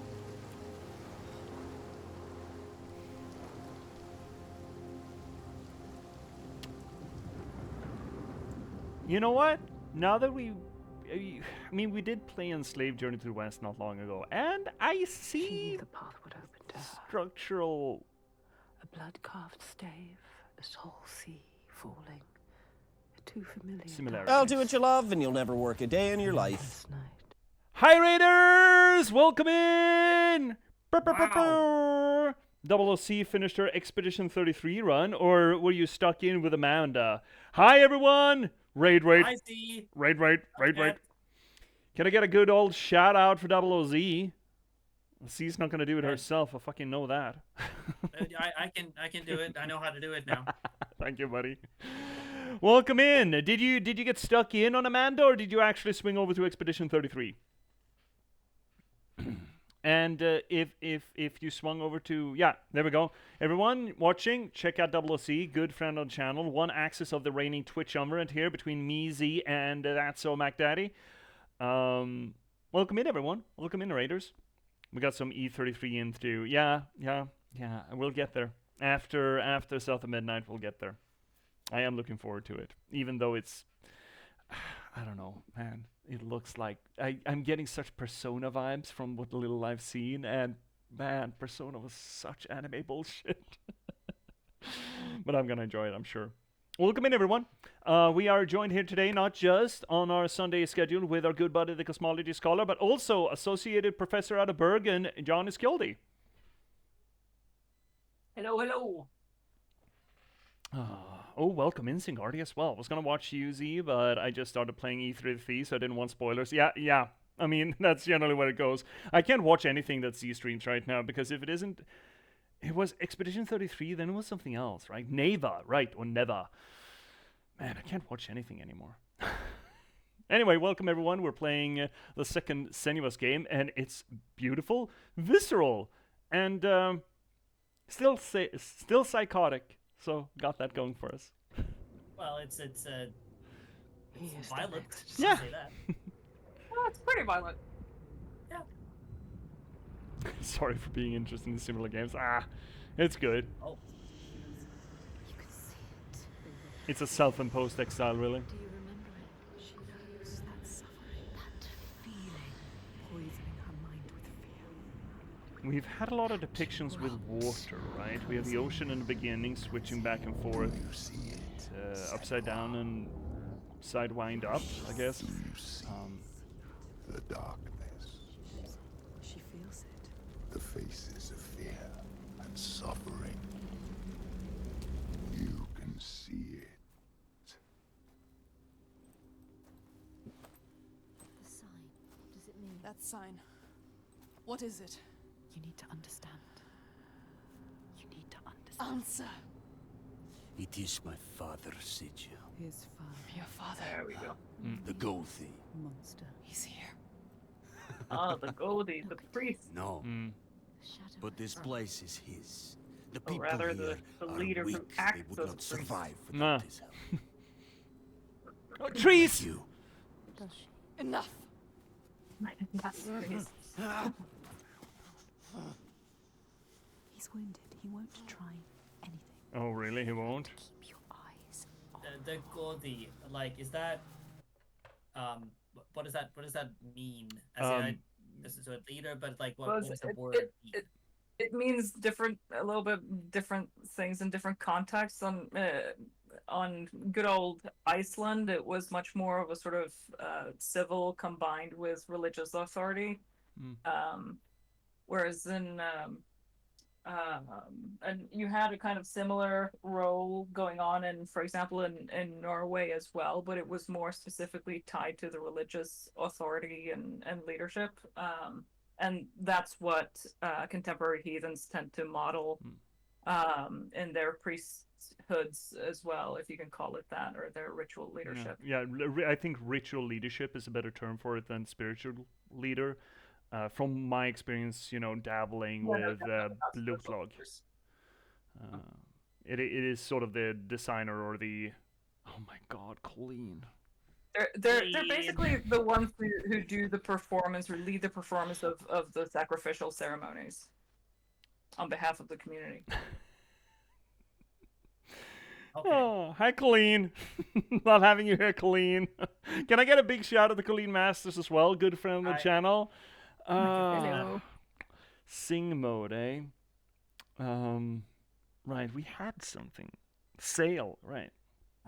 Okay, so Jane, I'm so sorry about this. What? But the chat decided to Colleen decided to use the sing mode, which means that we have to sing everything we say for 5 minutes. Yep. Sail. We are gonna sing this mother up sail. Just straggling on and following, boy. We kinda cut him up a little bit.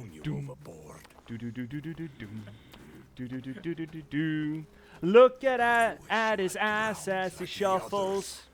Just wait till I get free. And he is such a salty boy. At least the sunset is real pretty in here. You seriously think you will survive here? I mean, I think I can make a good go. He is not evil, he's just the an worst asshole. time to activate sing mode. Halloween, but that doesn't matter. Sail! No further. Gate! That is a real shitty wall. Gate! The settlement has fallen to the Draeger. The Draeger? There is nothing but death beyond those gates. Oh. I don't want to see what's in there. Did you hear it? Did you hear it? Don't listen. Here we go again, undead everywhere. You need to go inside. This feels familiar. I see a face down below. Oh, great, fantastic. You want to join them? You came here to help. Let's go. Focusing blood on faces. What is beyond there is too dark. We are This leaving little game. now. Don't give me orders, slaver. We'll find another way in. I can beat the shit out. Do-doom, do-doom. Out of some draugr coming out to say hi. Do-doom, do-doom, doom. We just need to wait until the star. Maybe. I will take you to my people, like I said. Not into this settlement. You have no idea what you're walking into. He wants you to die. Just turn around. Turn around, he said the magical phrase that made us wanna go the other way. Turn around, we can 180 out of this fucking place at the sound of the turn around. That was inevitable. That was gonna I thought happen. your father protected these people. Oh, Oh, look, there's another one. The skulls. Yeah. You can't protect people from their own stupidity. Sail! Looks like they let their guard down. How do I get up on the hill? Maybe you can walk around the other way. Doom. Is this evil he understands? I just wanna get the collectibles. Doom. Just let me walk around and look. Ruth told her about them. How the fuck do I get up there? Or maybe knock? we need to go back even further. Hear the dying inside. Fear pulls her back. Hey, my little enslaved slaver. Would you mind waiting up there, boy? I need to go and collect the collectibles. Do do do do do do doom doom do do do do. How many minutes are left of this?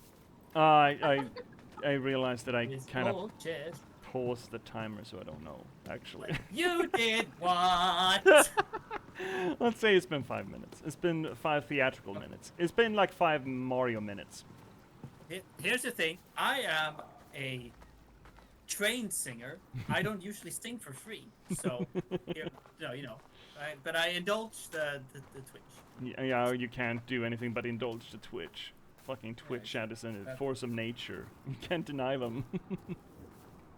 Actually, I think that was 5 minutes because I put a snooze on when we started, and we're right back at where we ended up. So it's been 5 minutes. You got your pound of flesh, Colleen. There we go. I like these little hutties. They feel fairly British Isle though, don't they? This looks kind of Scottish. You know, the well, not prehistory, but Iron Age Highland. Iron Age, yeah, I agree. Yeah.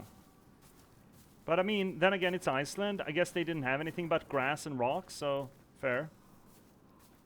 And dirt. And dirt. A lot of dirt. Don't forget the dirt. Dirt and poop. Dirt.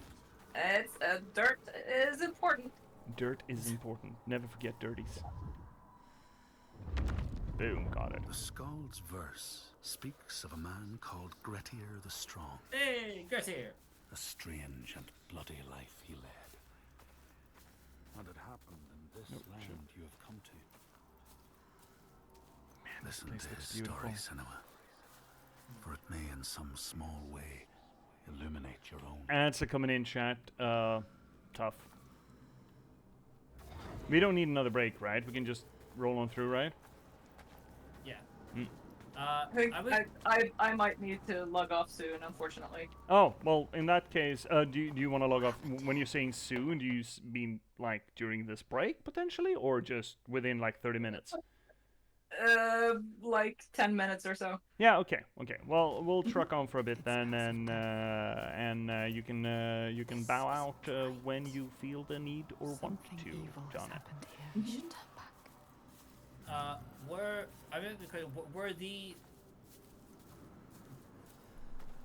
the Norse, were they the first settlers to Iceland, or was there? Because I've heard there's something that the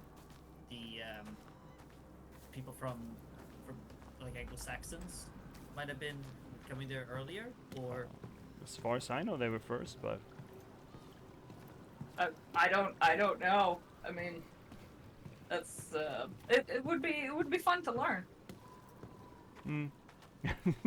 You're not gonna. As far as I know, as well, basically it was settled by people from the coast of Norway, more or less. But I mean, it seems plausible to me that people could have come there earlier as well. So. Yeah, but there were no traces. There's no mention of traces of anyone living there before the Norse came, right?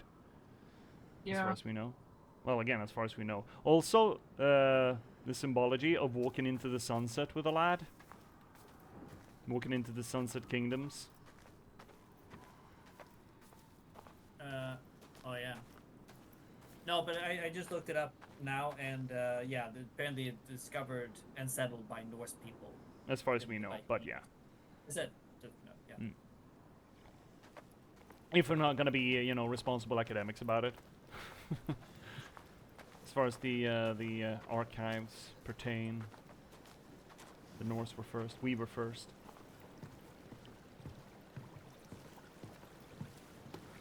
Never been to Iceland. I kind of like to go. I have been with my choir years ago. I would really like to visit again because of like just the feel of it. We went to Reykjavik for a bit and then traveled across the country. It's like it looked like this. It was just like there's lava rock and moss everywhere. Like these great mounds. I'm assuming these are great mounds. Looks like, yeah. So they mentioned Droger, with a different pronunciation of it. As far as I'm aware and read, the Droger were essentially protective wights, not ghosts so much as physical creatures, but certainly undead that reigned in the certain burial chambers that edged into the self-aware and the magical, kind of beyond the role of general wights or ghosts or vampires, and almost became more of a troll-esque aspect to them, but being undead warriors, undead guardians.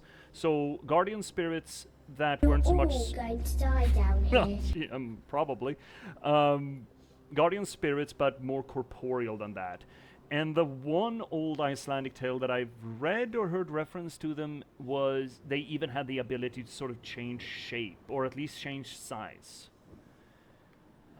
But they weren't generally considered. If you didn't want them to come after you or stir up trouble on your farm, then you had to drive a pole through them. No. Oh, really? The staking? Huh. Interesting. But generally, they didn't leave. Well, I mean, that usually works. But generally, they didn't come out of the barrows unless you stole something, right? Yeah, but I mean, there's sort of a difference between the guardian, as I understand it. There at least there could be a difference between the sort of the guardians of the farm, which you could, if you had a sort of a good relationship to the people buried in the mounds. Whereas the Draugr didn't necessarily. I mean, they weren't necessarily the people who were buried in the mounds. They could be buried in the earth or without, the kind of. Oh yeah. They're not the same. Yeah, it's not the It's yeah, not they a weren't mound. necessarily high social status. Yeah, it's not a mound for the Draugr. It is more that the Draugr is there for the person who was buried in the mound. Let's see here, actually, Wayne. When people were put in burial, kind of Skyrim-ish for me.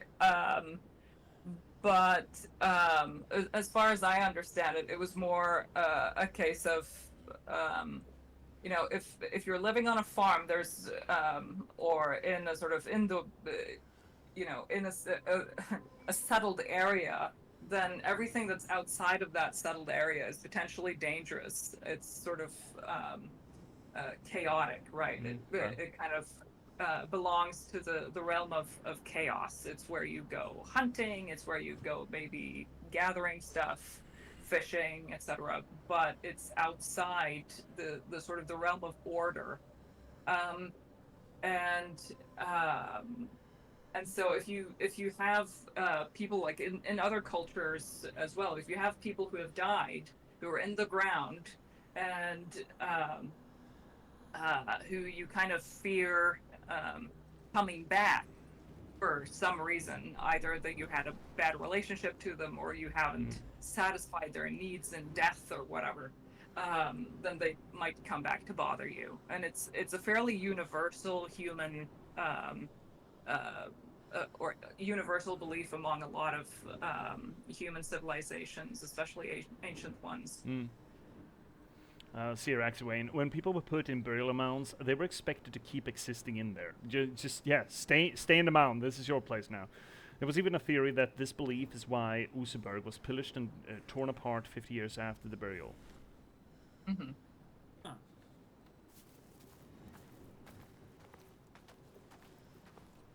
There's a lot of rocks on this burial site. Guess he's a cool boy. Can you see? The mounds of earth. You see these graves? Chthonic internment. This is how we honor our dead.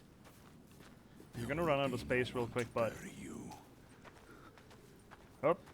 Well, someone had fun in here. These graves yeah, are someone just so created many it. bodies.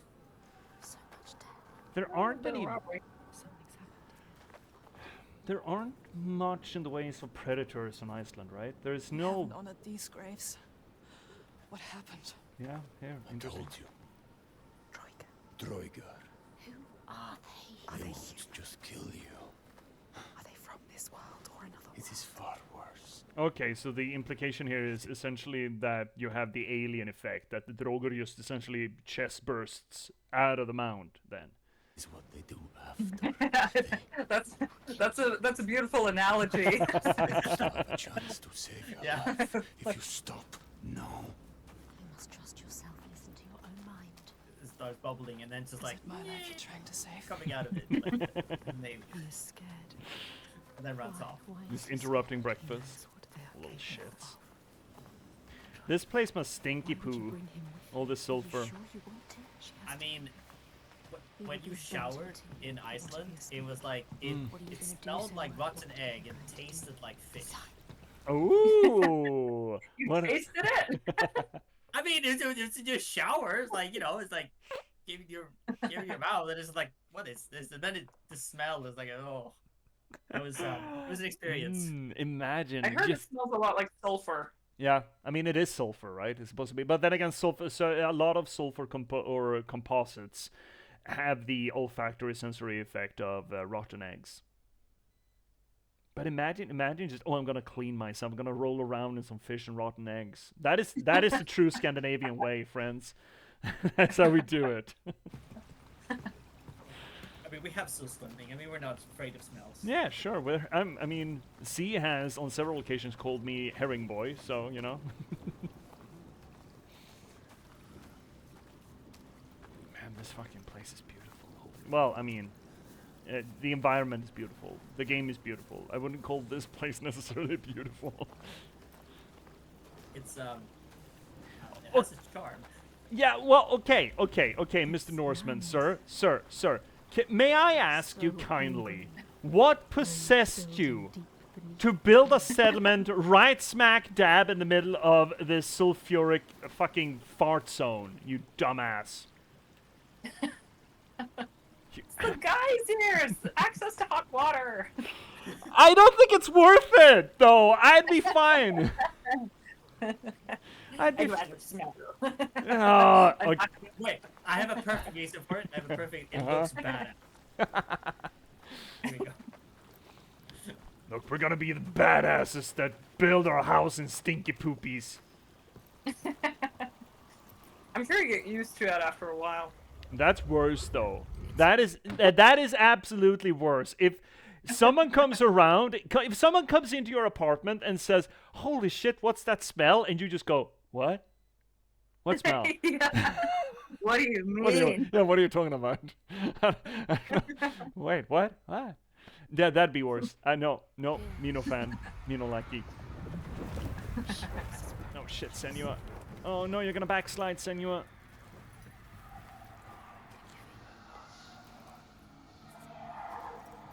She does have a little bit of a Sigourney Weaver look to her. Speaking of Alien. You're right. That I can't unsee that now. Yeah, I'm good at those, John. I'm real good at those. Yeah. I'm real good at ruining people's experiences for them. No. This is an improvement of my experience. Oh. You know they're alien.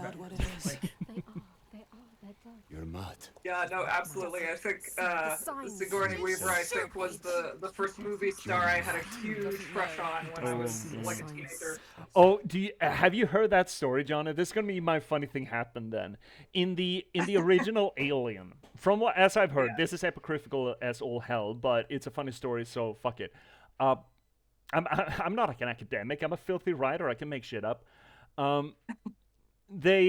So you know those low cut panties that Sigourney Weaver wakes up in and just struts around in?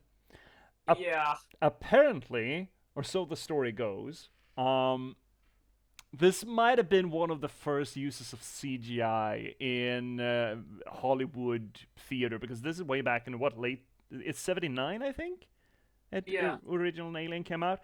And so they have these, and they're not weirdly cut, but they're a little bit outdated these days, where it's essentially very low cut and essentially crosses straight across the hips of her. And she's just strutting around in those, and apparently she's rocking this massive fucking bush. And Ridley Scott is like, "Hey, Sigourney, look, I mean, this is not this kind of movie, okay? I get it. It's the 70s, it's fine, but would you kindly mind to shave?"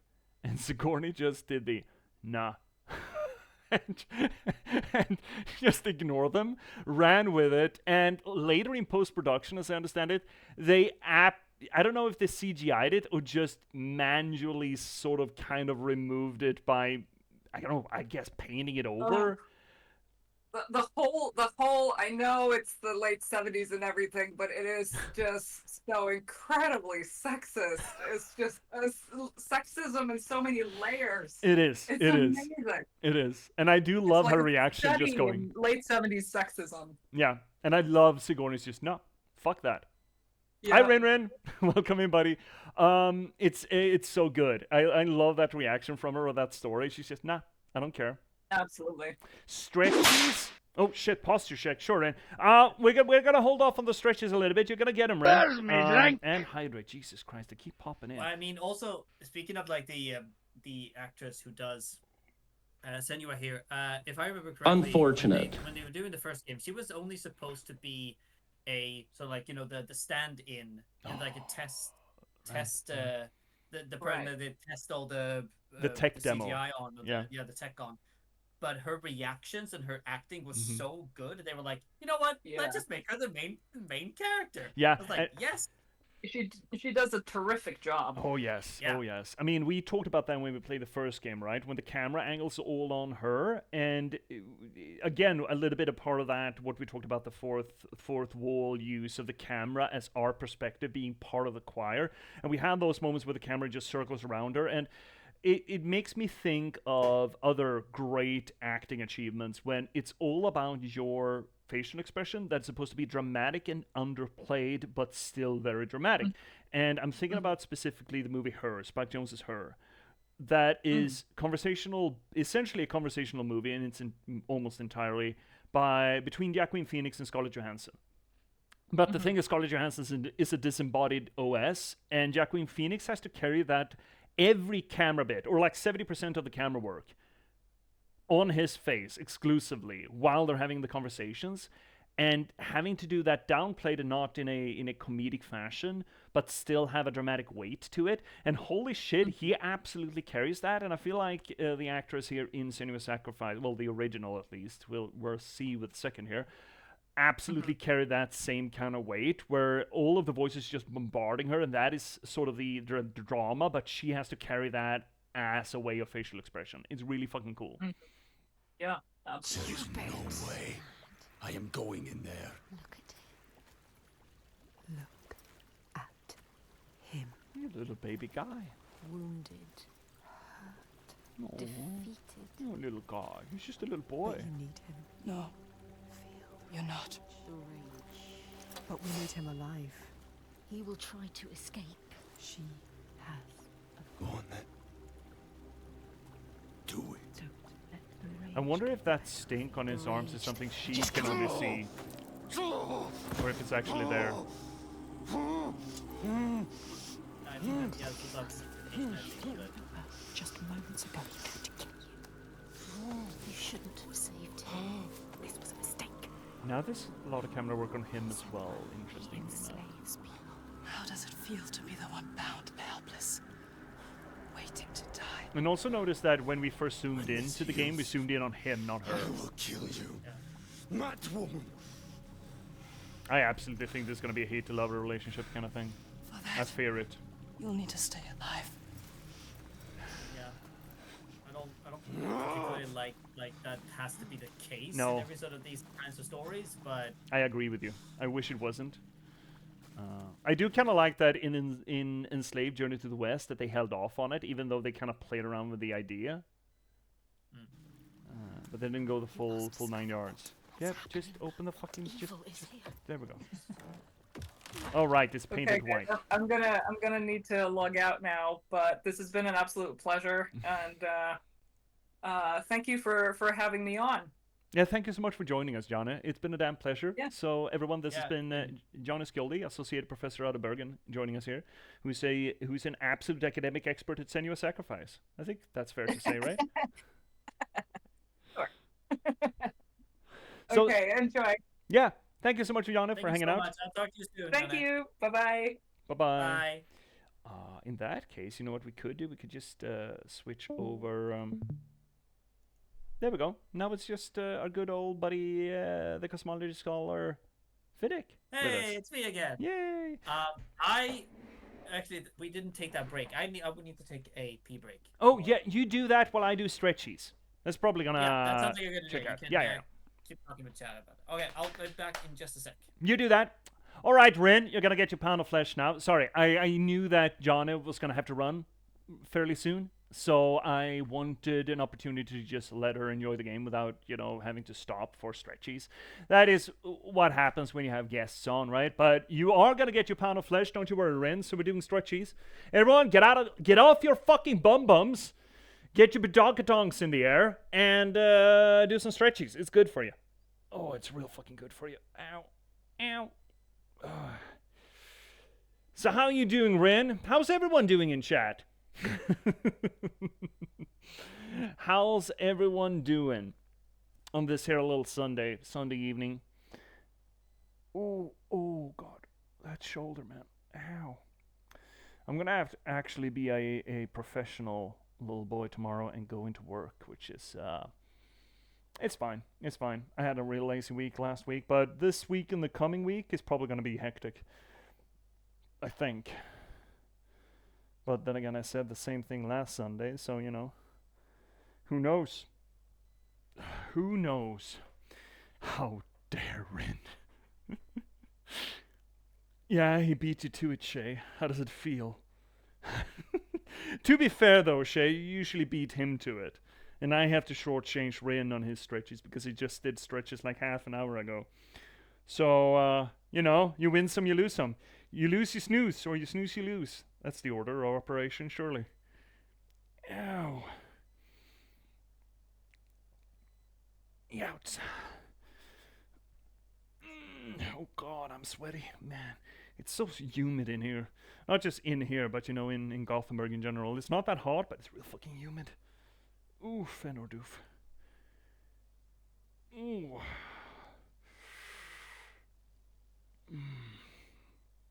Old man noises. Hashtag old man noises. Alright. What's next? Right, thighs. Alright, here we go. Here we go. Welcome back, buddy. Ooh. Just halfway through, barely that. Oh, God. Ow. Alright. While you're doing this, I sort of just have to... unfortunately, Yana is not here anymore, but I also wanted just to say this. It's like, I hope she maybe will hear this afterward, but she is such an inspiration for me. And I think that when I met her at the conference a year ago, I think that I was sort of, because I just finished my master, I was so tired and feeling also very much alone, except for my supervisor, obviously, but like very alone in that field within Sweden, in that field of religion and video games. And then at this conference, I just like this one panel, and it just like these people just opened up my eyes, and it's like, oh my God, I'm not alone. I'm not alone. And there are nerds out there and scholars who wanted to talk about this and have so much more knowledge about this than I do, and so I can learn. And it's just, I don't know, it's so great, and I loved having her here as well to talk about this. It was such a joy. Yeah, but I mean, who'd have thunk that nerds would eventually turn up in academia? It's... I'm not surprised, honestly, but it's like eventually we grow up, and it's like wanted to pursue. I mean, that's why I feel that that's why I think that the Marvel Cinematic Universe worked when it was at its best, because, well, we had a nerd who was the top lead. Yeah, I mean, we're getting there, right? Progressively, more and more nerds will... I mean, nerd technically is just one person with way too much... too much. There's no such thing as too much knowledge, but they're really, really, really knowledgeable about one specific thing, and that has usually been considered, comic books, movies, games, D&D, whatever have you. But, in the grander sense of the thing, people who enjoy pop culture and media consumption, specifically new media consumption in the ways of games or movies or whatever. But considering more and more young people get into it, and those young people grow old eventually, inevitably, unfortunately, of course they're going to disperse into society on all different levels. And I think it is safe to say, considering that pretty much everyone out of the 90s and noughties have played games to some extent, I think it's going to be one of those ubiquitous things, just again, to some extent, as with reading books or listening to music, You don't really consider yourself, you don't have a term for music listener the way we do gamers, right? We don't have a term, reader, but we don't talk about readers as a cultural demographic. We talk about them as potentially a marketable demographic, but not a cultural one, the same way we do gamers. And I think that the whole gamer label is gonna erode progressively as this becomes more and more, just bog standard. This is just what people do. Whew. Yeah, I hope so. And I hope that we get people who just like, well, I'm going to do this. I'm going to write about this and that, and keep going. And again, as we talked about earlier, and the funny thing happened to put these things in, like showing that some fringes or some parts of culture is not to be taken for granted or as simple entertainment. It is serious things, and it's a cultural expression. But then again, this is we've been beating this drum together for 18 months, so It's not a new argument, but it's absolutely a cultural expression. Yeah, and I think that especially now that I'm a part of a panel who is essentially called holy games, religion and divinity and video games and why they matter. Yeah, I think it's very telling, and I'm so proud to and happy to be a part of that. Yeah, I'm so happy for you, buddy. That's gonna be so cool. So fucking cool. It's like a month away only. A month and a half. Alrighty then. Ghosties. Droger. Yep. Everybody has died. All the people butchered. Dead bodies everywhere. It's happening again. This is like what happened to your village. Oh, you see? Now she's building empathy. Or is she building a connection to the boy, right? This happened to me, it's happening to him. And I mean, her intention, we kind of made fun of it. She was going to bring bloody murder to Scandinavia because they brought bloody murder to her village. But she also said, I need to find out where their darkness came from to understand my own darkness. So she really is on a journey, I mean, also to murder people, but just as much to understand where they came from so she can understand herself, right? When she's talking about darkness, that is not just, some primordial force. She's talking about what makes people violent, what makes them angry or evil, per se. What is it that twists the soul of a human, right? But it's also more practical, I would say, in a way that it's like, well, my darkness was started originated in the attack from the Northmen. Yeah. But where did the Northmen's darkness originate, and who led them? Yeah. Who ordered to go here and to bring their darkness to me, essentially. Ooh. That's kind of fucked. Yeah. I mean, I guess that's what they call when they say lend a hand.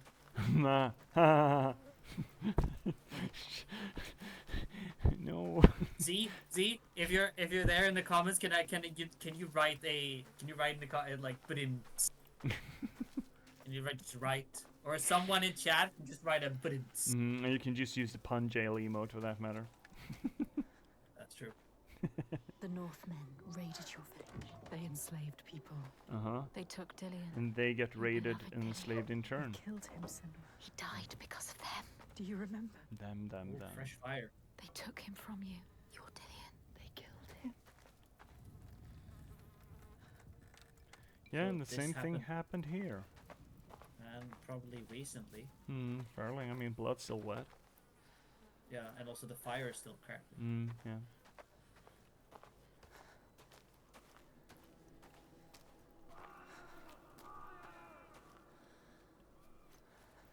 Oh shit! Yeah.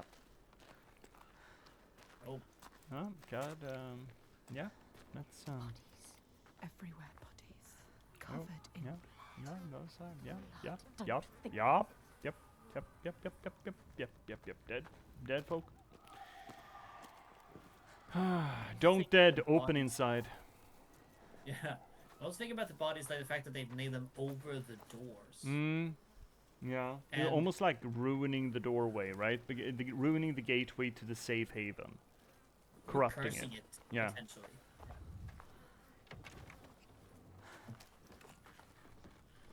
Oh, I'm supposed to go through there? Well, fuck. Or am I? It's too shit. There's nothing you can do. We're letting the past control you. Oh my God, ladies, please. I am actually kind of curious now that they. Oh heck. Yeah.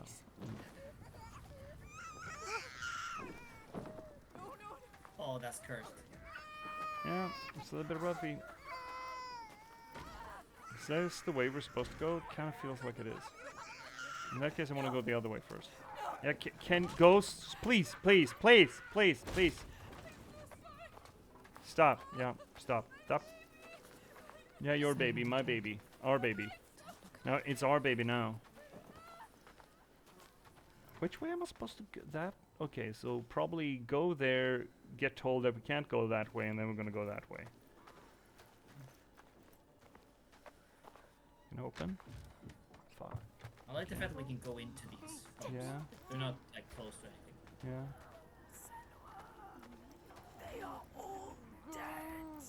dead, Yeah, I get it. Chill. I am still curious though to see if you can do a coding of these voices as either of the Furies, Tisiphone, Electa, and I forget the third. Like if they have different sort of personalities depending on who they are. Yeah, I mean the Furies had specific purposes, right? The 3 Furies. Well, let's look them up. I just looked them up the other day. The Irenyes. Let's see here. We have. Oh, this is Chuggy.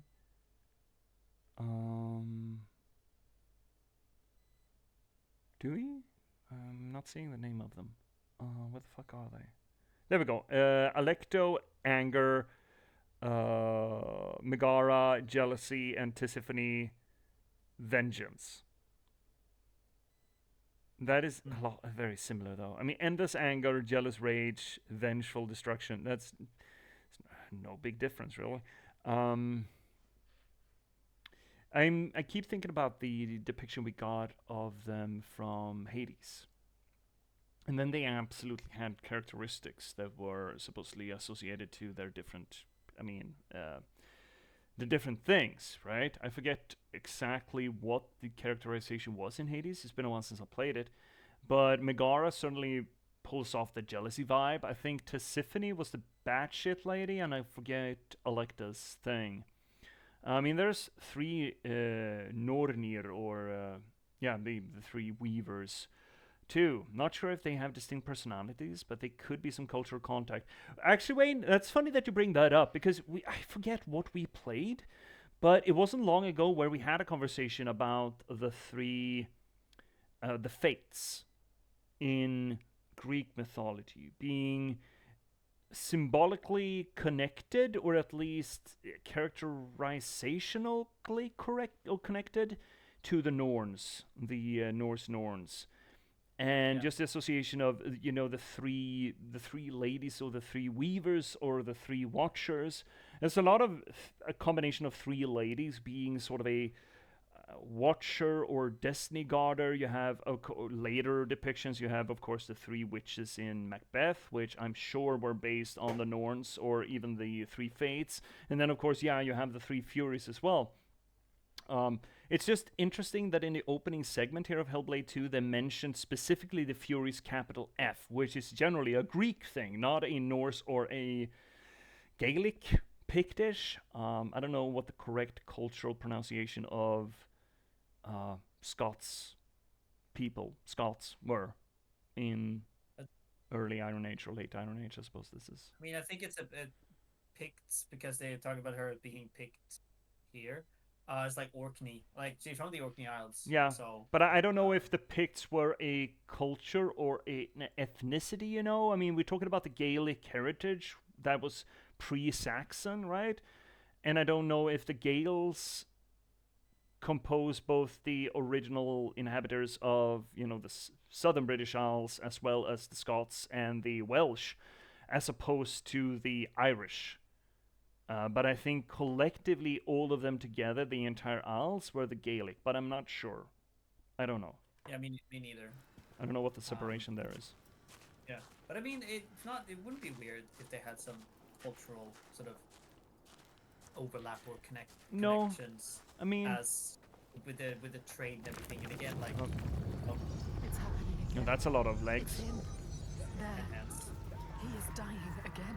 What do you mean he's dying? Right before your eyes, just like before. No, this cannot happen again. You couldn't do anything. Jesus H. Face it. Focus. You need to look at it. Face the past. I would prefer not to. Is that Dillian then? There are 3 parts to this. Fine. I mean, I think the village was nailed to a tree in her memory. You will find your of the village. Oh, he was. Yeah, I think he was like sort of looked like crucified, kind of. Yeah. I think like hanging between 2 poles. Oh, maybe. Let's see here, actually, Wayne. Wicca has the maiden, the mother, and the crone, but not sure where they come from. Actually, the maiden and the mother and the crone, I think, are associated to the fates of Greek mythology. I think there is a depiction there of the 3 fates being specifically youth, middle age, old age. I also, and I know that I think I got some blowback from you, Finnick, or someone else, and I realized that this is basically, now I'm putting on my writer's hat and looking at anthropology not so much as a historical archive, but rather as an evolution of ideas. We also had the, now I forget. Oh shit, I just had it at the tip of my tongue.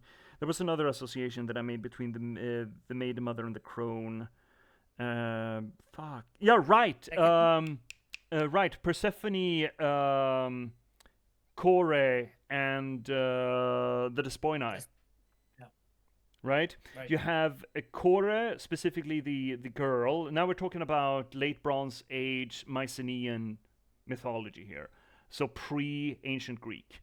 Where you had Kore, which literally translates into the girl, more of a fertility or flower goddess. And then you have Persephone, dread Persephone, the queen of the underworld, who ruled not with Hades, but with Poseidon instead, who was the main god of Mycenaean Greece, who had a lot of other responsibilities, who essentially left the underworld to Persephone's dutiful hands. And then you had the veiled lady, who you didn't name at all, who was specifically the Despoinai, but I think you collectively called all three of them the Despoinai as well. Or linear B and A not being perfect sources at this moment in time. Well, perfect sources, but we're not good at translating it yet. I don't think we have any translation of one of the languages, but we've started translating the other one. I forget which is which. But there you also have that sort of three goddesses sort of representing stages of one being as a youthful one, a motherly one, or a ruler, sovereignty one, and then the lady that you just shouldn't mention, the crone, hypothetically. So there's a lot of that going around, but then again, remember, like, if you're going back all the way to Mycenaean Greece, and then you have ancient Greece, and then you have the Norns in Norse mythology, it's like 1,000-year gap between either one of those. When we're talking about late Bronze Age Greece, Mycenaean Greece, we're talking about, what, the 1500s before, BC? And then you're jumping, give or take 1,000 years to ancient Greece after the Bronze Age collapse.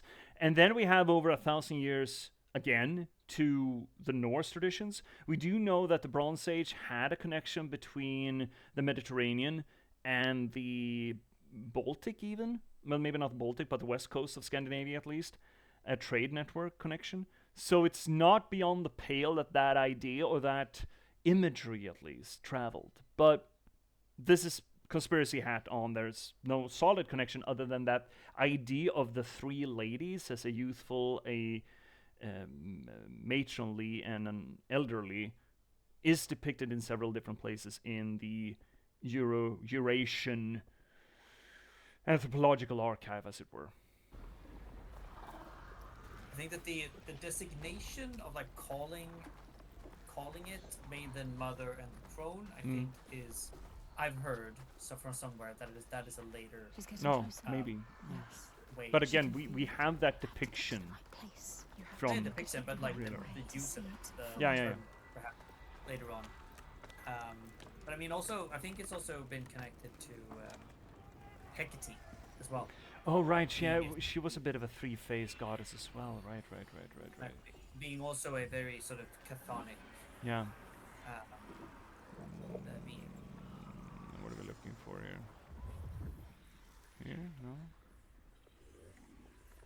What are we looking for exactly?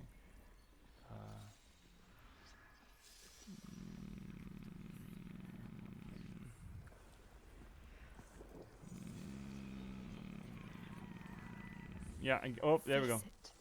Focus. You found the first part. Yay! Gravity worked! Only two. This place will worm its way into your mind. Shut up, Dad. It will suck you back into the past. Yeah. And hold you there. Yeah, okay, so what I feel that he's talking about here is that this place and the influences of this place will remind you of the journey you did in the previous game, or the work you put in. And it's going to undo all of that. It's essentially a warning sign that you shouldn't expose yourself to this material because you're just gonna fall into the old trap that you worked so hard to get yourself out of, and you're not gonna be able to work yourself back out of it again. Which is, when it comes to trauma management, is, yeah, things will make you backslide, but every time you do that, the work it takes to get yourself back into a functional state generally is easier. It gets easier every time you do it. But there's a lot of backsliding in trauma management. And I'm assuming that, again, Dad, here the Dad voice depicts our shitty self-esteem, right? And that shitty self-esteem will tell us that, oh, if you're going to backslide, yeah, you're going to be fucked. You're never going to get back out of it. Yeah, then, I mean, you should just hide away from all depictions of anything, of just life, because you're just going to fall back into old patterns and you're going to get stuck there, right? And also the fact that you're going to spread your rot. Yeah. Like, if you go through this and it brings it up, you're going to bring back the darkness, which is going to affect everything around you, affect this new land that you are, affect the people. You will be a disease. You will be a vector.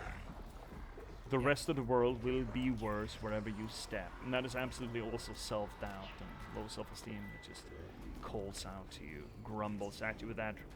I mean, guess that's a Dad voice.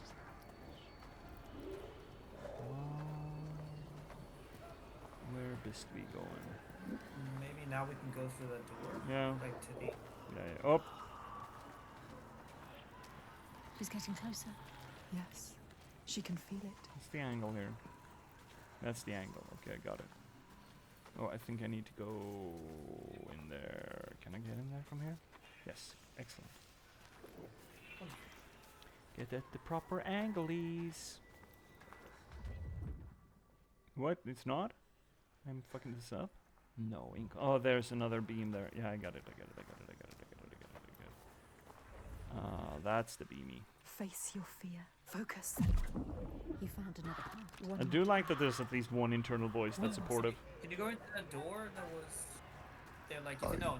If you go back to where you were. That door? No, the other way. The other way when you were trying to look at it. The other way. Time of your life. Oh my God! When you were looking at it from the side. This way? Like, yes. Okay. This way. And then go forward. We came from there, I think. I'm pretty damn sure we came this way. This is gonna be the fireplace, yeah. Oh, okay. Because I've heard someone thought somewhere that there should be some kind of like collectible here as well. No, don't even put that out there, bud. Fuck. Okay, let's grind ourselves up against every stinky little thing here. Also, but I think it's not here. It's some kind of big barn. Okay. It's gonna look like a tree. Yeah, we'll find it out. I did notice, however, when she walked through that door now, that she put her hand on the doorway as she walked through, and I do like it when game characters interact with the world when they don't have to. Like, it doesn't just feel like there's a sprite maneuvering through a static environment, but that the sprite, as it were, the character, is actually part of the world around it. I do enjoy that tremendously. That's a down in under nothing. Okay. Okay, that's one of them. I think I need to get uppy. Or me.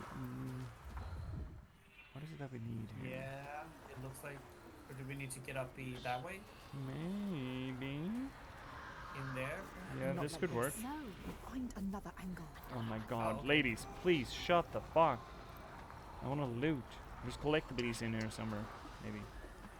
Oh shit. Fuck, you know that cow's not gonna be in Senua Sacrifice 3? No.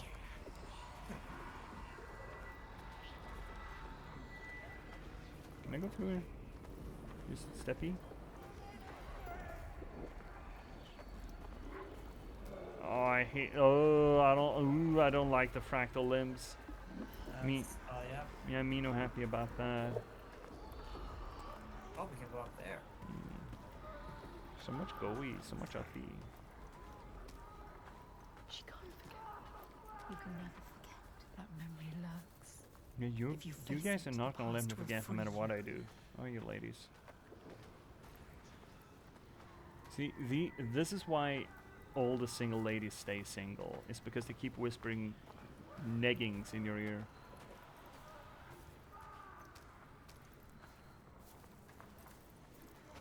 Yes, getting closer. She can feel it. Here we go.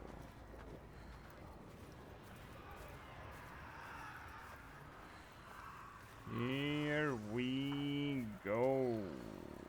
Focus. Go through it to the other side. Focus. You know what's coming. You have come so far. This is the hardest part. Yeah, guide the player with bird poop. I wonder if it's bird poop or if it's... I mean, it's there instead of yellow paint. It's white paint. Yeah, but I'm thinking if it's like it's just white or stone. Probably. I don't know, man. She's a witch. You think you understand?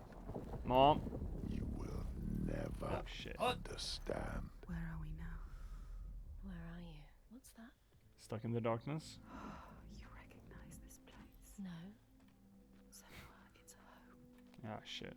Oh, yeah, another likeness, this village to her old home, right? It's again bringing an association to the boy, making it feel like, oh, he's suffering the same things that I have suffered. Senua, you've come home.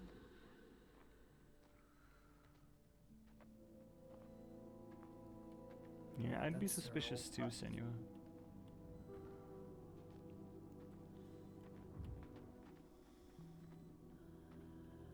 It's your mother. Senua. Come in.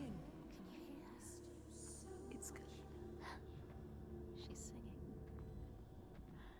It wasn't all bad, was it? That voice. Remember. That beautiful voice.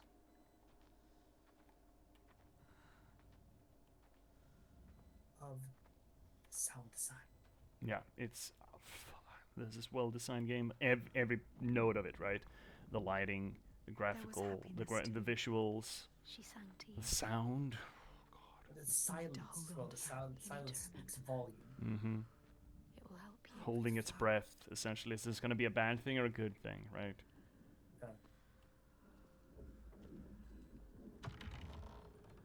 The mirror, Senua. It will help you fight your memories. You have to take it. Keep it with you. The mirror from the first game. Yay. Picking it up suggests the need for it. It will help you get through this. To look at yourself. To reflect upon yourself. Listen, as a weapon. burning. Which is interesting. Weaponized self-reflection. They are coming. Smoke. And then she also picked that up in illusion, which is interesting. The Northmen are coming. Oh, you're back to your old ways. Oh, more wraiths. Fucking hell, okay. What they did to you. How your village burned.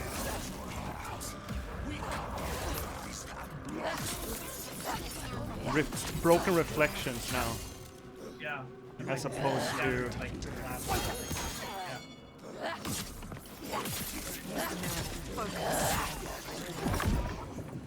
Yes, special attack. Finally, you special. B5. Oh, fuck off.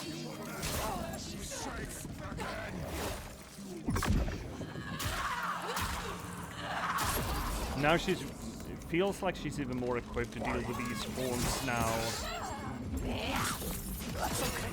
Like, oh, I know how to deal with this. I will, by the power of self-reflection, I can destroy my demons, right? That's what we have here.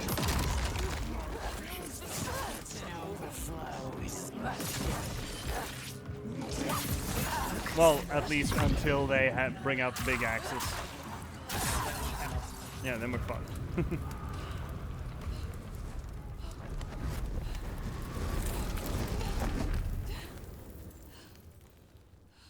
There's no fire. There are no horns. There are no ghosts.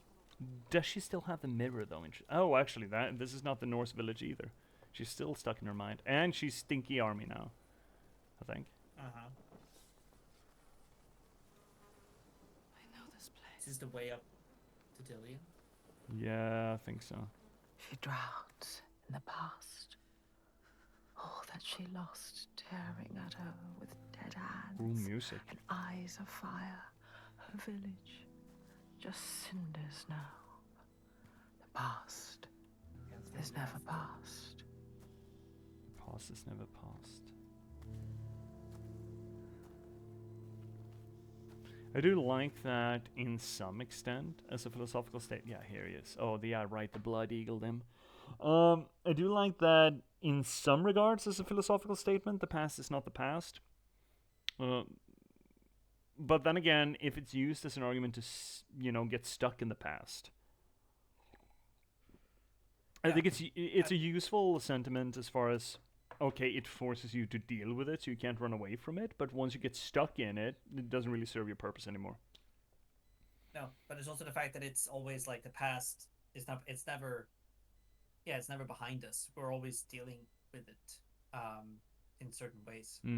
So like, especially here when she's like constantly dealing with it, so it's never past. It's always a present for her. She's always living in that.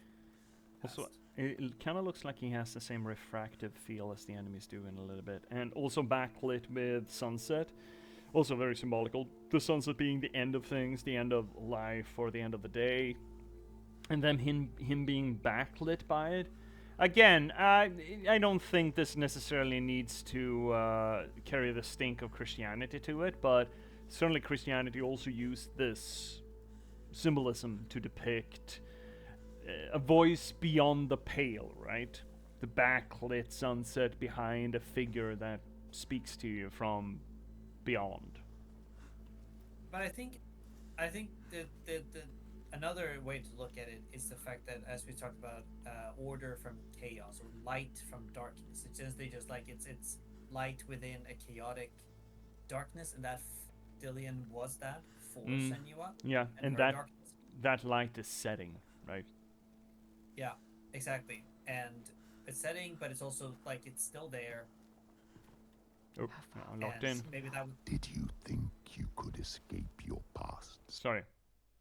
No, it's maybe that was the thing that still sort of her thoughts of Dillion. She let Dillion go, but it was still like the thought of Dillion that eventually could get her to escape the underworld. Maybe that was the light at the end of the tunnel there. Oh, yeah, maybe. Senua. Piercing down into Helheim. You tried to run, didn't you? She can't forget. You can never forget. You thought you got away. No. You thought you left it behind in hell. Dillion, you're Dillion. You're lovely Dillion. Oh, Dad. But you will never be free of this. His pain, his suffering. However far you go. That is also true. It will hold you forever in darkness. No, it won't. Take your darkness with Half you. truths. It's yours. Be in control of it. You will never leave your past behind. It binds you here. You will drown in the memory of him. Hellblade. She will be lost in grief forever. I carry it with Learn me. to hold on to it. It drives me forward. She cannot forget. Yeah, it's not an anchor. It doesn't have to be an anchor. It can be a motor. Not a An prison. engine. Keep it close. Don't let the past stop you. Don't. I love the scarring she's got on her face there. Holy Your shit. destiny awaits. Look up. Yeah, face it. Face the memory. Face the longing and the sorrow. Indeed, it will lose power. It will come back. Always comes back. But every time you do it, every time you have to deal with it, it will get easier. Oh shit. She spent the entire afternoon here? That was a bit of a fugue state. Yeah. It's just, oh, I love that. It's not a gate. She just bends down and walks under it. I kind of fucking love that. The worst pain, the cruelest blows, they make us who we are. Mm-hmm. Do you see that? Okay, so I really, really, really do appreciate that. In the last game, it felt like the voices were always mocking, heckling, having panic attacks about what happened. But I do feel like there's a hint. It's not 100% conversion rate, but there's a hint and a progression of support from the voices instead. And I really like that as a depiction of internalized character growth, where she's not only the voices in her head are not only tearing her down, because she's actually been on a bit of a journey in the first game.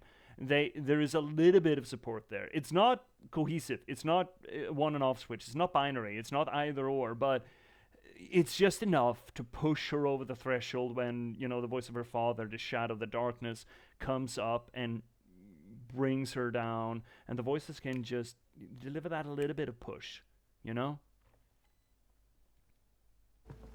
She does. I really She do won't appreciate lose that. them again. Her mother, her lover. She won't forget. She won't let them slip from her. Like light fading as eyes close. She will hold them. That's boarded up. And that's fucked. Oh, guess going this way then.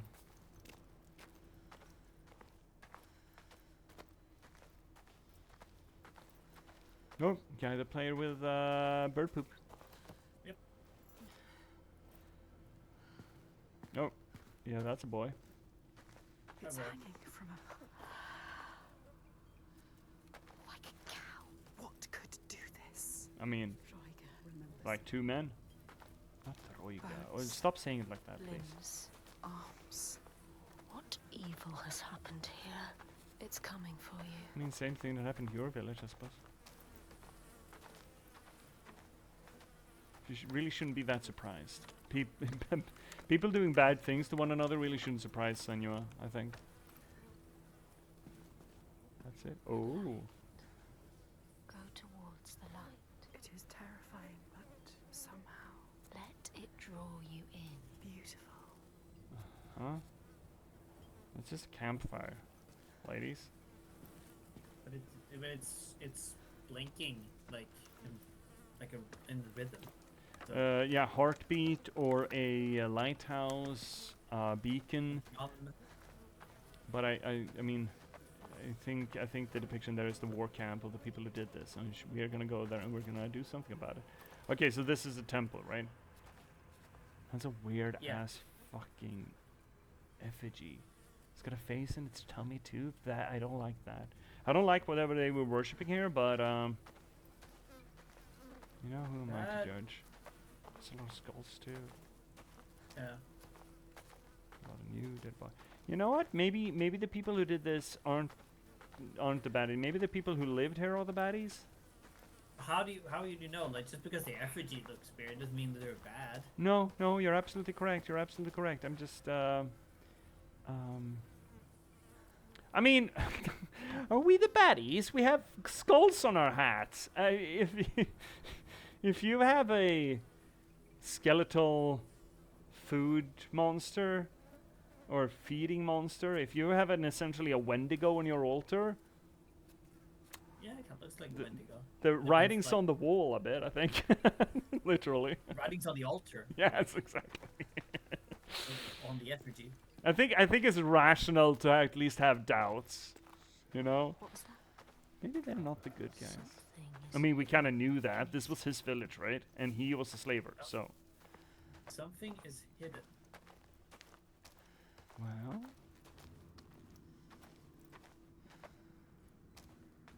Okay, let's rub ourselves against everything. Right, we don't get button prompts in this game. So you just gotta smash.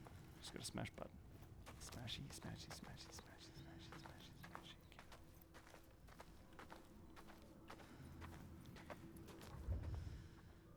Okay, if we go back, wait, like to the right, in there. Is there something in there? In where? No, not when. Forward. Forward? No, like to the bit to the left. Uh-huh. That's where we came from, bud. Is it? I thought we came from the other side. Oh, of the yeah. fence. Oh, yeah. Well, here we go. Yeah, here's something. Ads are coming in, chat. I'm just going to roll through them because that's going to be the last break. And I feel like might want to get some oomph into this before we're done for tonight. Can we? No, we can't go there. Can we? Oh. Oh, we go in there. No, under. Yeah. But isn't this just gonna end us up? Up. Ow. Next. The Skalds say that in Grettir's time, a nearby farm was plagued by hauntings. A shepherd called Glamour was killed by some evil force, found dead in the snow, bloated and black. His body could not be taken to burial because he was held fast to the ground. So it was left. 3 days after his death, the body was missing. Yeah, probably eaten. You know? Dead body just lying around. That's fucking good chum. That's good Tucker. Can we go in the building? That is the building we were in, though. That's the temple. That is all blocked up. Okay, can we go the other way? And that is the roadblock that we ran into that forced us to go into the temple. Oh. I'm pretty sure. Yeah, it's all fucked. Yep. It's all fucky. Cool. Okay. Oh, I'm sorry. Oh, I am sorry. Oy, oy, oy.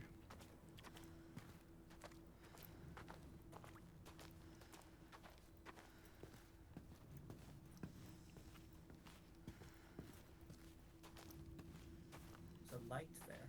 Mm-hmm. I mean, when you're out of white paint. Go towards it. This light or the other light? Which light? Can I just grab torch? Grab torchy? No, grab torchy. Okay. Okay, no grab torchy. Man, at the end of summer, there's supposed to be an expansion for Bannerlord Mountain Blade that's gonna add not just Norsemen, but also shipfaring, sailing, something and naval battles. And I'm looking forward to it so goddamn much. I'm a big Mountain Blade fan. I've been that since Warband. It's good. It's so fun.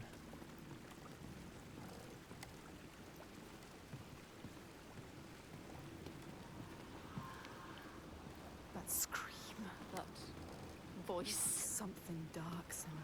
You need to go up there. Don't let them see you coming. You need to find out. There's no sneak button. Monsters find you. You can do this. They're a little bit supportive. See? We believe in you. You can do this. But as soon as the shit hits the fan, they start screaming and crying at her. But, you know, they're trying. They're trying to be supportive.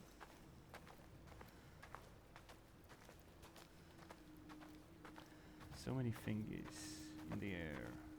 She knows what it's like to fear. That's the narrator? Scared of the night. Yeah. Her mother's soft Interesting voice that they're separating that. her. But now, she's alone. And there's more to fear than just the darkness. Wait. There are ghosts that walk in the noonday sun. I think you missed an unlockable, or like a obtainable. Where's Some that shadows then? Can't just be dispelled It's with light. where the light was? Mm-hmm. Some shadows don't want to scare you. I wish I could run. They want your blood. Your flesh. Your life. But the voices are calling.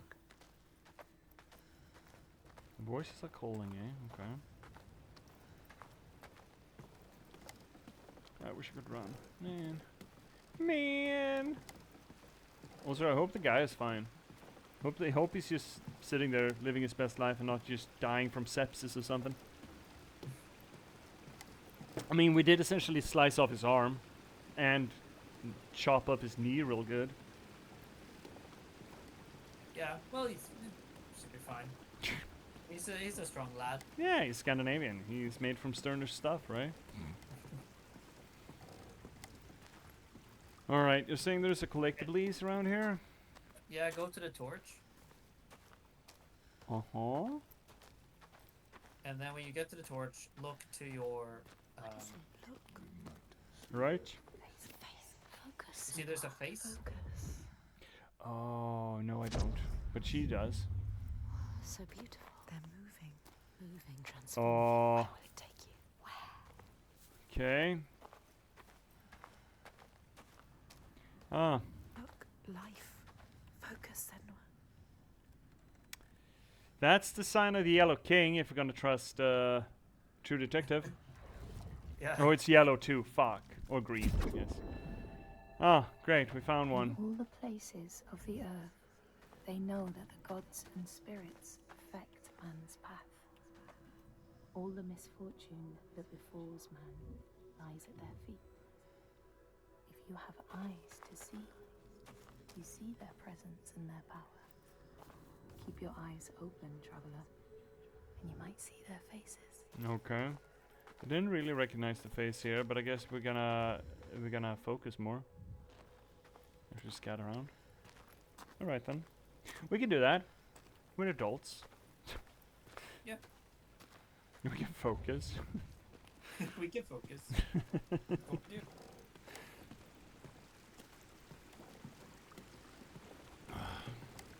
Oh god, this game looks so goddamn good. And it runs smooth too, right? Yeah, it does. It's holy shit. This is the kind of thing when I'm talking about like the mood that a game can put out, like the environment. It's just like it's telling so much. It does something. It does, and it also create, and it does, as we talked about before with Jan, like the immersion of it. But then again, what do you mean by immersion? But yes, I mean, yeah. With the production values can sort of it can draw your attention in, but it can't put you in it the way that TTRPG can, or has the potential to. Yeah, but it's also, I think that the emotion of it, because as we discussed before as well, that perhaps Scandinavians see nature as a very sort of spiritual thing, and like us walking through nature, watching it, the life, and it's like it becomes a character all on its own. And I think that as well, Iceland as a country does have that, like it's very strong in its sort of culture, and it's sort of regional, or like culture, like local belief as well, with the earth and the land being so alive and so intrinsic to their belief. I mean, Father Earth sure is shrugging a lot on Iceland. I mean, Iceland is essentially Europe's Hawaii, right? Ooh, bubbly bubbly. See what we're talking about? The earth is farting over here. And it don't smell good. No, I do not. Alright, fuckos. Lady's got a sword and a mirror, I guess.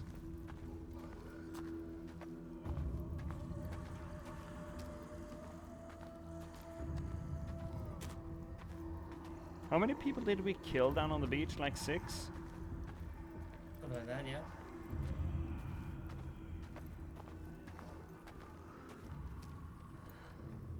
They're calling. That's a totem. Something is drawing you in. There's no such thing as droger. Senua, get a grip. The glow of the light. Go quietly. Slowly. I love the Sardaukar growling. The throat singing. Is leaning in. Oh shit, yes. It's terrifying. God, this game. So beautiful. You can sense the evil here. It's in the air. Listen.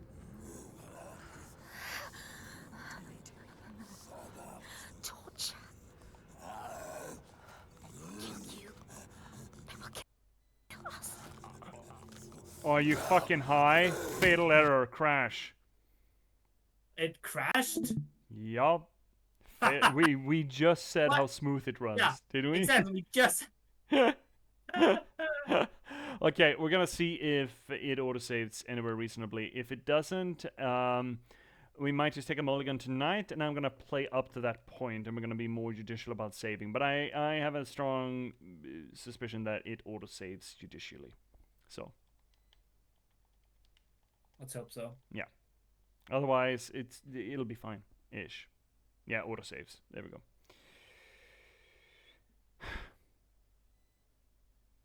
And best experience with headset. You know, no fucking shit, but.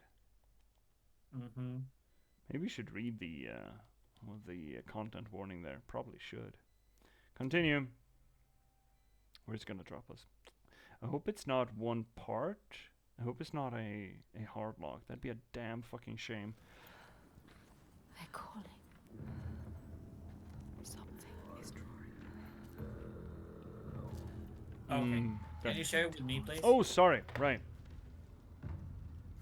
Crash there too, yeah. Go quietly. There we go, bud. Iltoiga. What does that mean? What does that mean? Iltoiga? It's terrifying. So beautiful. You can't sense the evil here. It's in the air. Listen. The camera work isn't as front and center on her face the same way it was in the first, which again could be a depiction of her being more functional.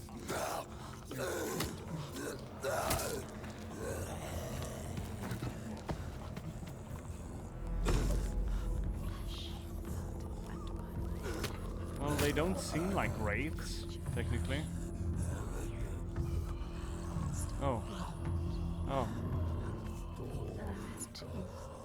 Oh, here we go. Yeah, that's the camera angle we want. She can barely move, she can barely walk. What is he doing? I suppose it's supposed to look like he's eating on it, but...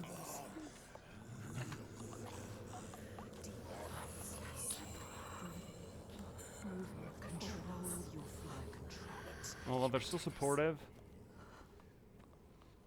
We are turning the voices in our heads into our best friends. Yeah.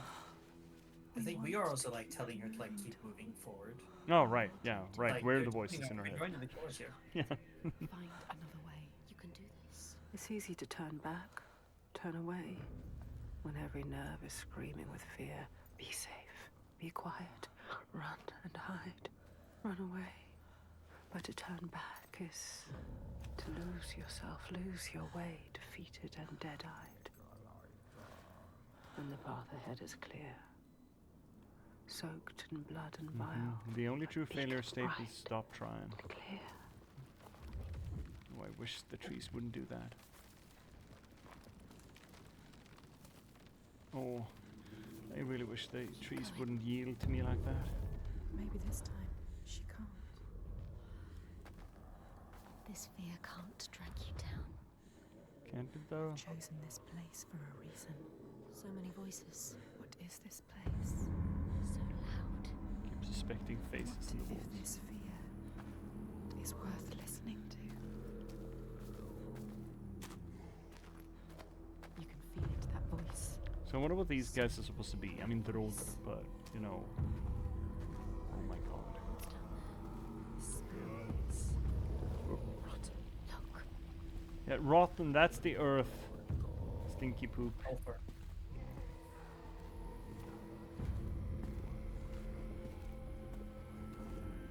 What are they doing down there?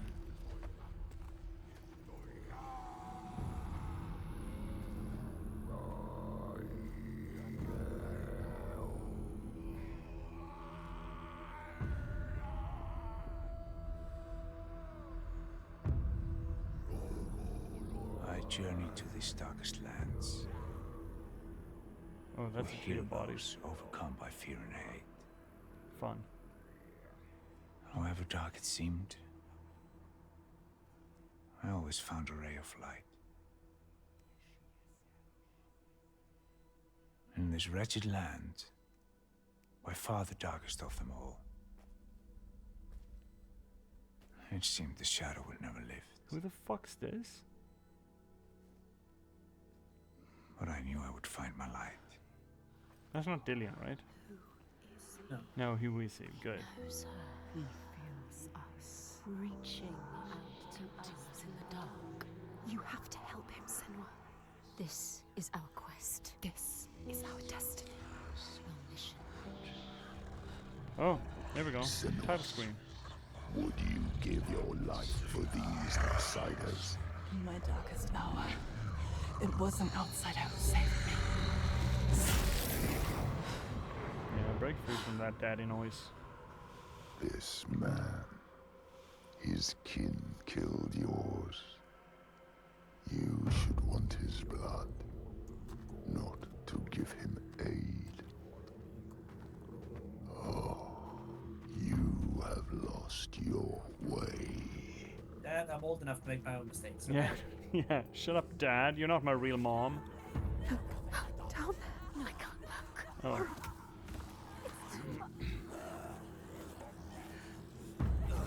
What are they doing to her? Dragging her away. Taking her. No, don't fight back. Look what they do to those who fight. Ladies, the support. Get back to supportive tone here, please. Ladies. You can always turn back. Did you see that there's a new Sandman season out? Or part of it? Yeah. Yeah? Have you watched it? No. I haven't yet, and I will watch it, though I'm not happy about the circumstances. What circumstances? Well, the fact that Neil Gaiman has been accused of sexual assault. No. No. But again, I will try to this is also another debate when it comes to like separating the art from the artist. But again, I feel I agree with the fact that like I don't think the series was already sort of been working on, like it was already worked on when that sort of came out, and I feel that the actors and the rest of the crew should get their chance to finish the story. Here's the question though. Why does it matter that the accusations came out while the thing was already in production? Doesn't it matter when he did it? Why is the accusation the relevant thing in that equation? Well, because it wasn't known against the general public before that. So it's the knowledge of what happened that you're being judged on, not the act that you're being judged on. Well, it is the act, but how can we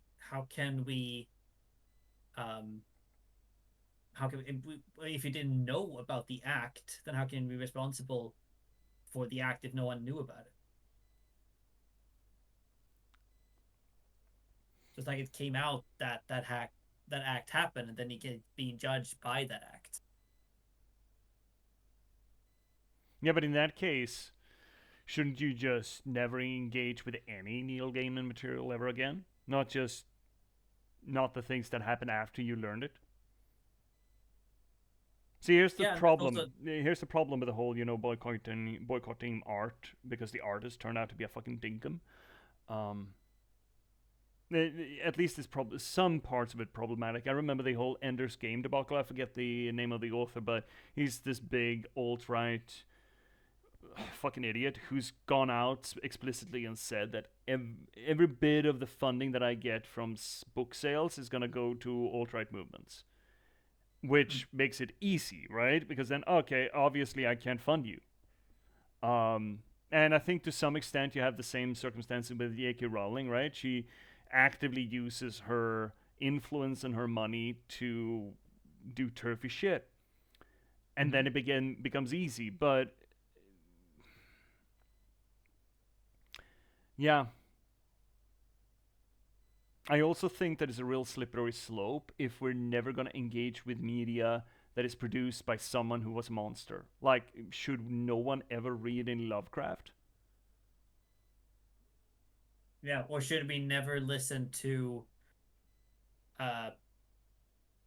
anything written or focusing on like any sort of thing written by John Thomas Jefferson when he was a slaver? Yeah, like exactly. Exactly. Another example is Nietzsche, right? I'm a big fan of some of the philosophical lines of Nietzsche. But then again, he was big on anti-Semitism. So, for example, and just regular racist bullshit. Yeah. And that's, I mean, I guess you could make the argument that those people are dead. They're not going to profit necessarily. I mean, that doesn't work because I forget the relationship, but there was a lady, some sort of extended family member of Nietzsche, who used once Nietzsche was dead, she used or leveraged Nietzsche's name and works to support the Nazi movement. So that doesn't work either, just because they're dead. That's not a functional watermark, unfortunately. Either. So it's just... I'm not saying... I have no good answers for it. No, me neither. I think it is a conversation that we need to have, even though we don't have answers for it, because the knee-jerk reaction of just, creative person, artist did a bad, can never engage again with the artist's works. That is not helpful. Yeah. I'm sort of in a way of, when it comes to sort of Neil Gaiman's or J.K. Rowling, is like, well, I already have a bunch of Sandman things. I am probably going to read them. I'm not sure if I will buy anything new or anything other than that, the things I already have. At the same time as I don't want to spend more money buying J.K. Rowling stuff as well, except for the things related to Harry Potter that I already have. Yeah, I mean... But again, that is a personal view for me. Yeah, and it's a lot of half measures too, right? And half measures are generally not... I mean, look, it's difficult, and it's worthwhile conversing about it, especially, in this age of tearing down your heroes. I think a lot of people were big... Take Amanda Palmer, for example. Amanda Palmer as the past spouse or just partner of Neil Gaiman, big artist and feminist musician. And then the argument has been, well, if he was such a fucking dinkus, rapist dinkus, obviously she knew about it. How do we feel about her then? What is she to the feminist movement? And how does her role correspond to his acts? And how deep knitted do we judge people's associations? Because we have absolutely judged people for their association with, for example, Epstein. Sometimes for very good reasons. And in that case, considering that Neil Gaiman wrote Good Omens together with Terry Pratchett, should we judge Terry Pratchett according to the same metric in that case? It's just a real fucking slippery slope, and that's not to say that we shouldn't slide in some way, shape, or form along it, but it's absolutely a fucking conversation, right? It is a conversation. I think it's not only black and white. And I mean, it's obvious that, for example, both like the Sandman comics and Good Omens and Harry Potter, to make them J.K. Rowling, it means something to a lot of people, and that's not going to be like, obviously you're not going to gloss that over. But again, I feel there is an idea to separate the art from the artist. Yeah. In certain ways. For example, by what I think that the Quidditch Association did, for example, when this came out with J.K. Rowling, that to not instead to like disband all of like Quidditch and instead just rename it to quadball, keep the structure of it, rename it to quadball, so that it wouldn't be necessary, so it doesn't have to be associated and using the name. I think that's a little bit of a cop-out, though. But yeah, I mean, how much of a reaction should you have? Again, the separation of art and artist, and is there a separation, or how does that separation look? How will that separation affect the way you interact with the material, depending on the person behind it? Oh my god, Crypt is coming out and Woodford's just absolutely blasting. I mean, Quidditch is stupid. It can die, to be honest. Hey. Cryptics. Okay. Those are fighting words, it's Cryptics. Not. Yeah, those are fighting words. I don't agree with that at all. I have founded a Quidditch club. There we fucking careful there, Cryptics. You're stepping on toes here, bud. Yeah. It is like, well, okay, Quidditch is stupid. Then in that case, should we ban football? Should we ban basketball? I mean, I absolutely have an argument that maybe sports supportship and sports airings on television should probably stop.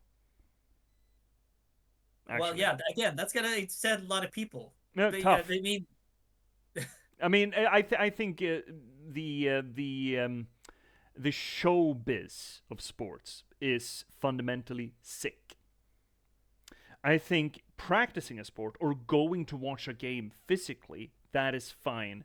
But the supporter culture and specifically the money involved in sports entertainment is sickly, and it's sickly to the sport. So if you're gonna bring up, well, should we stop people from sports? I'm like, no, don't stop them from doing them. Stop them from watching it on television.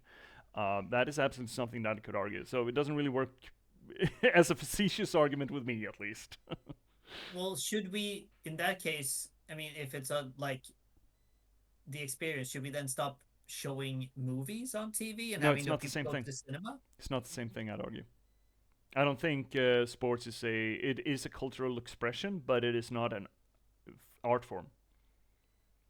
Some people will disagree with that. Yeah, and I think they're wrong.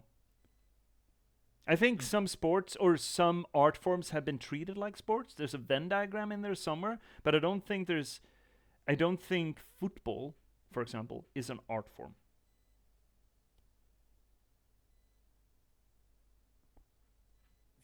I think it's a competition, and competitions can be entertaining. I think it's entertainment, absolutely. I think the volume of money that is involved in specifically televised sports is a big problem, and essentially makes undermines the fundamental nature of the fundamental competition of sports. And I also think that sports culture and the identity cult around sports is sick. And I think it's sickening to the sport as a competition. So yeah, I would like to remove the televisation and the mass entertainment value. Mass entertainment, now we're talking about, airing the game across the entire world. That should probably go away. I think it'd be healthy for the sport if it went away. I think it'd be healthy for people if it went away. But I do still think that there's value in sports, absolutely, especially doing sports.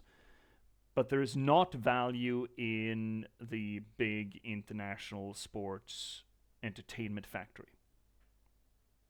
Well, except for monetary value, and that's a problem in and of itself. I do have counter arguments, but I'm not going to go with them now. Yeah, fair. This is neither here nor there, and this is a spin-off of whether or not you're going to watch Sandman Season 2. How the fuck did we get there? Again, slippery slope. Yeah. There's a lot of rich dudes with mansions that were really upset with you right now, J.P.S. Oh no! I upset the rich people! Oh, heaven forbid! No! Well, luckily, they're never gonna follow me into the den of depravity that I'm gonna crawl into to hide. So I'm fine. I got safe zones. And maybe we get back to Senua. We've touched on like 3 different conversations here that are well worth our time and effort, but maybe not live on air while we're playing Senua Sacrifice. I think these kind of conversations needs to be had over a beer. Yes. Or 2 or 5. Yes. Yes. To be continued over beer, chat. Meanwhile, let's see if we can tidy up this Drogon a bit. Yeah. Also, I didn't miss your mention there, Cryptics, earlier. And she really has a gaggle of voices in her head, don't she? Oh, yeah. But they are getting better. They're getting more supportive. And I do love this place, right? The fire breathers is a really cool scene. Oh, there's the shanty. Wait, can you get a closer look on that torch there? That torch was just above you? If you the other way, like from above. If you can look at it from above. I can't look at it from above. I can't reach that high. Oh, okay. You mean like this? Yeah. Yep. That's a good looking fire, dude. Exactly, that's what I was gonna say. That looks really good. That's really good looking fire, yeah. Sure fucking is. Yeah. What? There was this old game that had such beautiful fire. I forget the name of it. It was really good looking. I think that Senua was not part of the school football team then. No, I think she was an art major. I think she was an art kid. I think she specialized in psychology. Oh, that's a hand. That's another hand. I think that's a knee, head, arm, hand. A lot of body parts here. So this feels like a lot of evil for evil's sake, which I feel is a little bit... Generally, I don't like that depiction of the antagonist. It's just monstrous evil, plain and simple. Human. They can't be. They're monsters. They're monsters. It's such a simple depiction, right? It's just, oh, they're monstrous. Fuck them. They're monstrous. They're doing monstrous things, obviously, demonstrably monstrous, demonstrably monstrous, demonstrably demonstrous things. But again, this is like what we get from Senua. Yeah, yeah. However, they do have faces, so we know it's not just her internalized hellscape.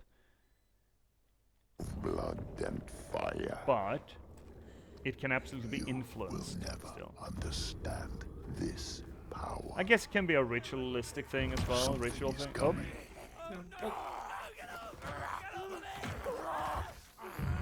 Yeah, it's fine. We're good. Holy on. Yeah, just get down. I don't want to go down there. Yeah, me neither, man. She has no choice. Well, I mean, she could go above it, but. In the blood and bones. Blood. Well, she's been through worse. She's wriggled through worse things. I can't. What's that?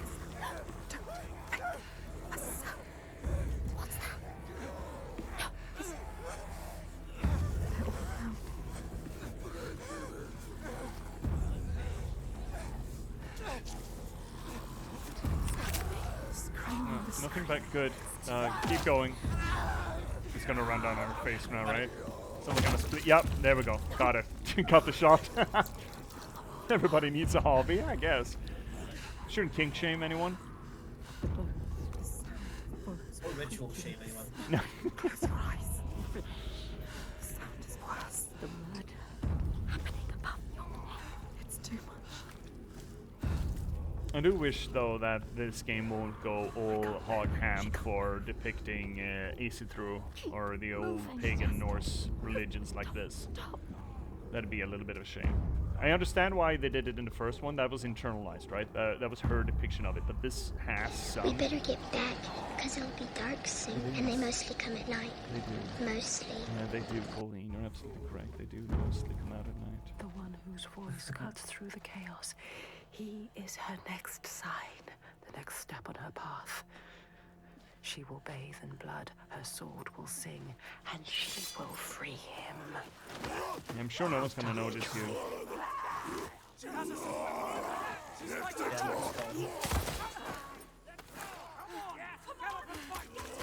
No, kickies!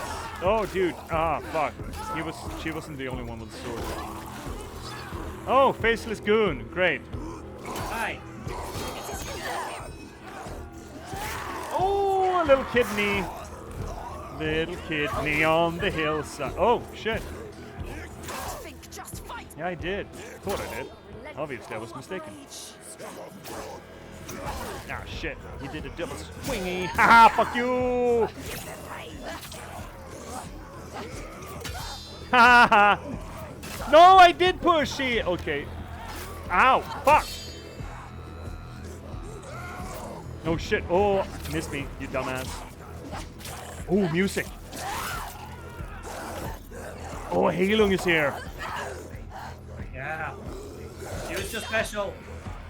What? This one. Oh my god, you're gonna miss I do love me some Heilung. Oh! What? Oh, shit. Oh, fuck me. Can you stop, dude? Sir, sir. Yeah, fucking get him. Oh, Jesus Christ, really? Well, the fire breathers are into this too, I guess. I guess. Oh, no, no, no, no, no! I'm rolling. I do love the moving in this. Fuck, it's good. Hi, Cat. Have an awesome rise to the stream. Yeah, Cat, thank you so much for hanging out. Weepity bop. No, I'm rolling the wrong way. Shit, I'm on fire. No, no, no, stop, stop, stop, stop, stop, stop, stop, stop. Yeah, I'm trying. Oh, I got that. I did. I don't know how to avoid that. Don't tell me how to redo the entire thing. Well, kind of. Okay, fine. Fine. The combat is kind of fun in this. Oh, oh, good. No. I did. I guess I didn't.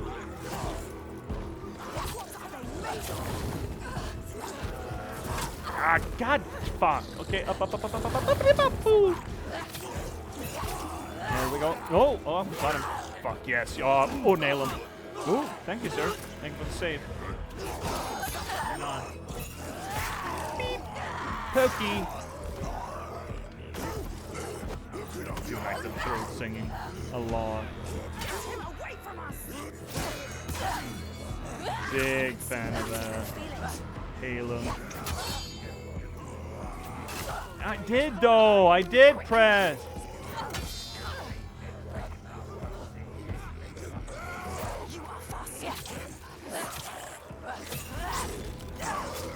Oh, just lay him down. Oh god. Wait, didn't we go through this already? I mean, yeah, we died, I guess. No, wait, but the second time. That exact scene. She telling us to go somewhere, and then there being a fire breather in the way. Ah, fuck!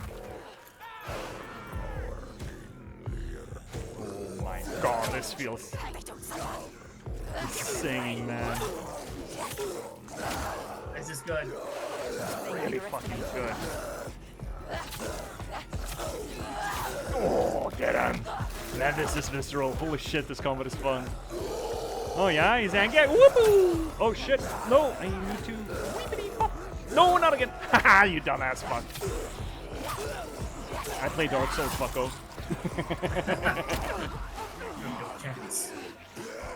Oh. Ignore the pain. Well, he's a little guy. Nah, well. Oh, yeah, fucking get him.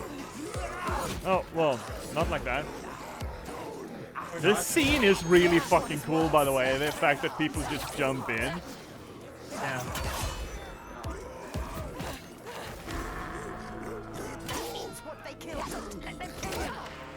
They eat what they kill. Isn't that generally a good thing from conservation perspective? Oh, yeah, just get in there, yep. How? Hi, good, dude. Yeah, I love. Oh, shit. Oh. Yeah, fucking backhand me.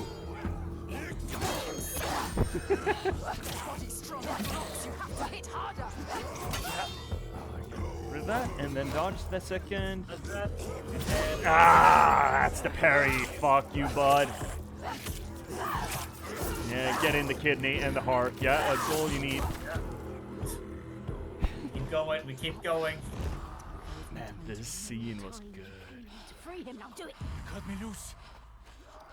Oh, that's good. It's not quite as good as the Norwegian singing in the first game. Ödelägger tidvatten.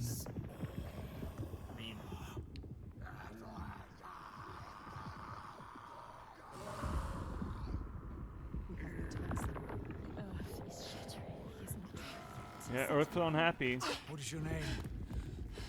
Senua. I've been waiting for you. Do it. Uh-huh. Do it. New father figure unlocked? It's here. Help me. His voice terrifies. Oh, hi, Dark God. Thor? She is coming. She is coming? She can feel it. She is coming? Something from the other world is coming. Jotun?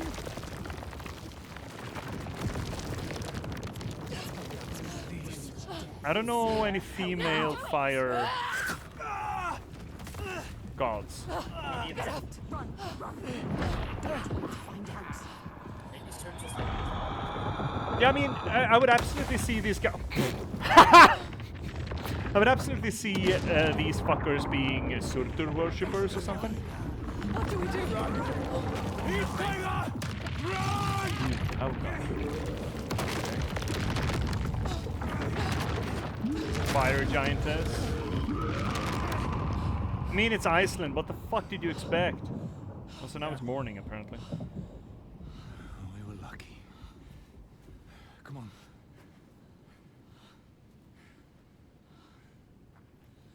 It all just stopped. Yeah, it's daybreak. You have to hide from the light now. Else he will hunt us. Find our trail as soon as he can. You're not safe now. Huh. Let's go. 226 this morning. We were lucky. Yeah, Cryptic. It that's the second time it does that. Just jerks us through time skips like that. Iltauga. Do you know anything about an Iltauga? Iltoiga. Yeah. I think yeah. No. Who are you? I mean, they pronounce it. I don't know fucking how they pronounce it, but it said Iltauga. If you're gonna go by, you know, Norse or Scandinavian pronunciation guides. My name is Fargrimur. I come from a settlement nearby. I came here to seek help. He almost died. The Freyslaug had fallen to the Draugar. And to something I else. walked into a massacre. What was that? And they took me as well. But he was not like Why the were you others. bound to that pole? What were the Draugar doing? Calling to the creature, drawing her forth with Her. thunder and A blood. creature called through death. And I was an offering. Toiga. But why? Why were they calling it? It killed them. Are we safe now? I seem to worship her. He seems too calm. What if she comes back? Her dark heart seems to speak to their own. I mean, all the old gods have left this land, so We should leave as well. we find new ones where we can. All the old gods have left this island, or this land. Interesting. Hypothetically, this takes place during Viking, the initial stages of Viking onslaught on the British Isles. So we're talking about the 700-800s, somewhere along that line. Mm-hmm. And all the old gods have left this place. Would that suggest that there were the Draugr like original, like aboriginal population of Iceland, as we spoke of earlier? The Draugr, you mean? Or Yeah, maybe that is what they're meant to depict, some sort of a original species or original group or ethnicity. Yeah, worshipping apparently some kind of earth giant. Yeah, or you know the volcano, volcano worship. It kind of fits with the stereotype of sacrificing people to the volcano kind of thing. Yeah, exactly. That is not a bad villain, monstrous villain. Well, I guess it does make a monstrous villain out of indigenous peoples, which is also already always problematic. But if Boromir would just have needed one step to bring morning, and he wouldn't even said that you were lucky. And obviously joke on his name. That sounds like Faramir, an old Faramir and Boromir meme. Oh yeah. Yeah, I know things. I know what you mean. Yeah. This land is cursed. Interesting. There should be a face somewhere around here. Everyone is dying, and you know they will blame you. Everyone does. We do. What are you going to do? What can we do? Which, again, I would like to point out that Vägvisor, that the earliest depiction of that thing is the early 19th century. Like 1825 or something. That's that's the earliest depiction of that thing. There's no other record of it before that. So, probably not a thing. Probably not a thing. I'm looking for face. Oh, face! That is trippy. Yeah, that is really interesting. Thank you for calling it out. I'm curious about this shit now.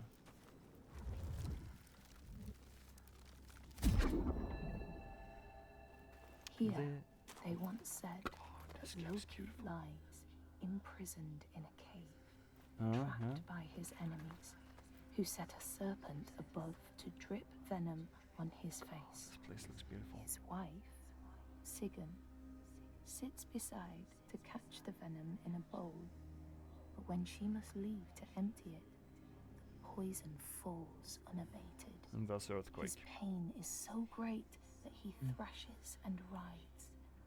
And here above, we see the earth shake and break apart. Games like this makes me wonder how individually coded the just idle animations are vis-a-vis where in the story or where in the world Senua's just hanging out and what she's just recently done, or if it's just that well acted that it can superimpose on so many different circumstances, because just fucking no Senua, just there we go, perfect.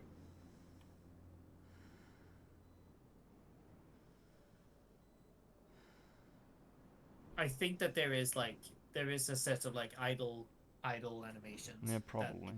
As a sort of a base thing. Like when you are just idle, this is what you will do. Yeah, probably.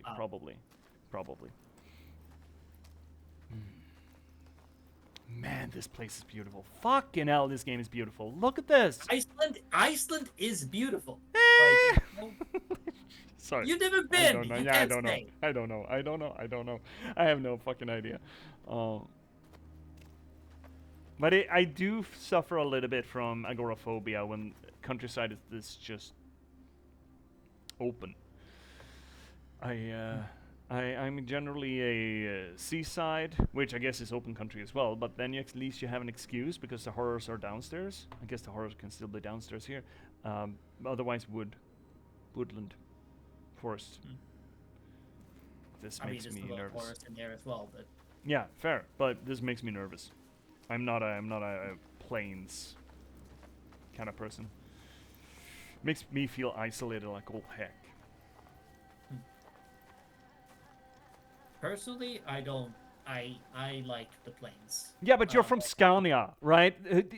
Well, not only. Well, yes, true, but also, I mean, we spent like every single year as I grew up, we spent going up to like Idre or like Salem and just like during the summer, just like walked across these like gigantic just fields of empty space.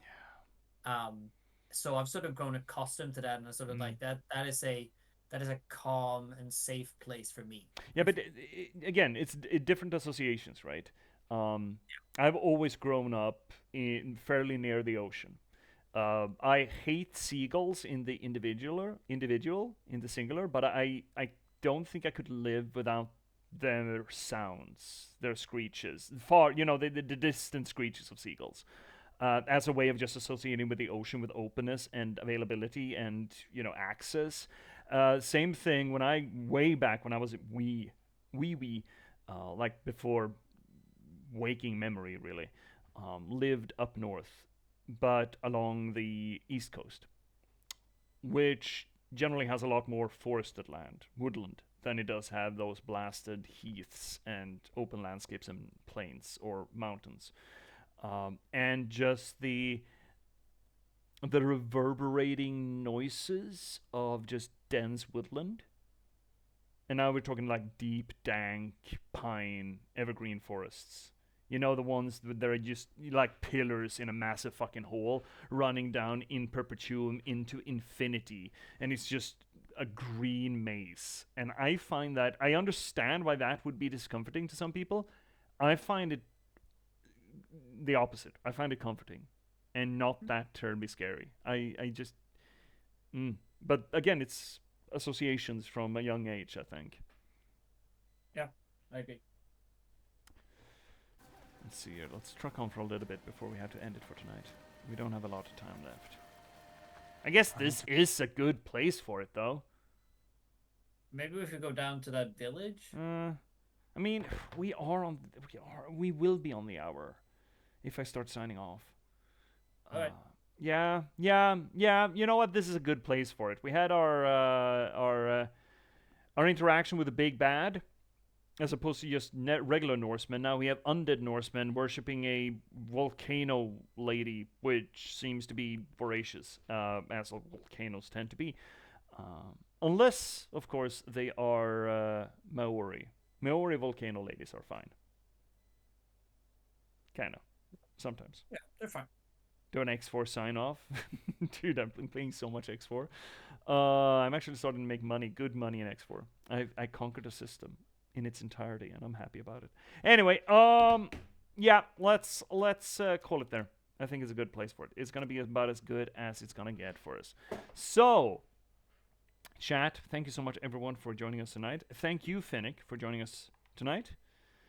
Thank you. It's always a pleasure. It is always a pleasure. And also, thank you, Jane Skjoldli, for joining us as well. Had to dip out a little early, but thank you so much for joining us anyway. On this little corner of the universe, the internet, and all things Twitch, where we try to apply literary theory or literary science to the games that we play, or other scientific fields, scholarly fields. Is a lot of anthropology and idea history. I don't want to use the term religion scholarship in this context because it feels more anthropology to me, and maybe looking at the the historical story archive. But I think that scratches up a lot to my associations with the religion, which is a conversation we've had several times and will keep having probably. But we apply these fields, these theories, these tools to the games that we play to figure out maybe not so much what the story is or what we're playing, but rather how it functions and how it fits. We're sort of looking behind the curtain and checking out how the sausage gets made. We do this work not just because it's fun, not just because it elevates the media. Both of those things are true. But more importantly, well, no, not necessarily more importantly, but more specifically, we do it for my own solipsistic needs and wants. As it turns out, narratology and storytelling are not just passing fads of mine, they're near and dear to my heart because I'm an author, I'm a writer.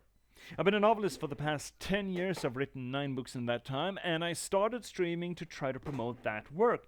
Most recently, you could read me in the Patchwork Sovereignty. This beautiful piece of fiction can be yours. It is a noir thriller set in a post-apocalyptic Nordic folklore verse, which I'm really happy to finally be able to bring to you all. It's so stoked about it. Think of it as a low fantasy folklore version of LA Confidential or Chinatown, something along those lines. You can get it pretty much everywhere you get your ebooks or print-on-demand copies, but if you need any help, there's a handy-dandy linky down below. If you want to read something more or something else of mine, why don't you check out The Last Box?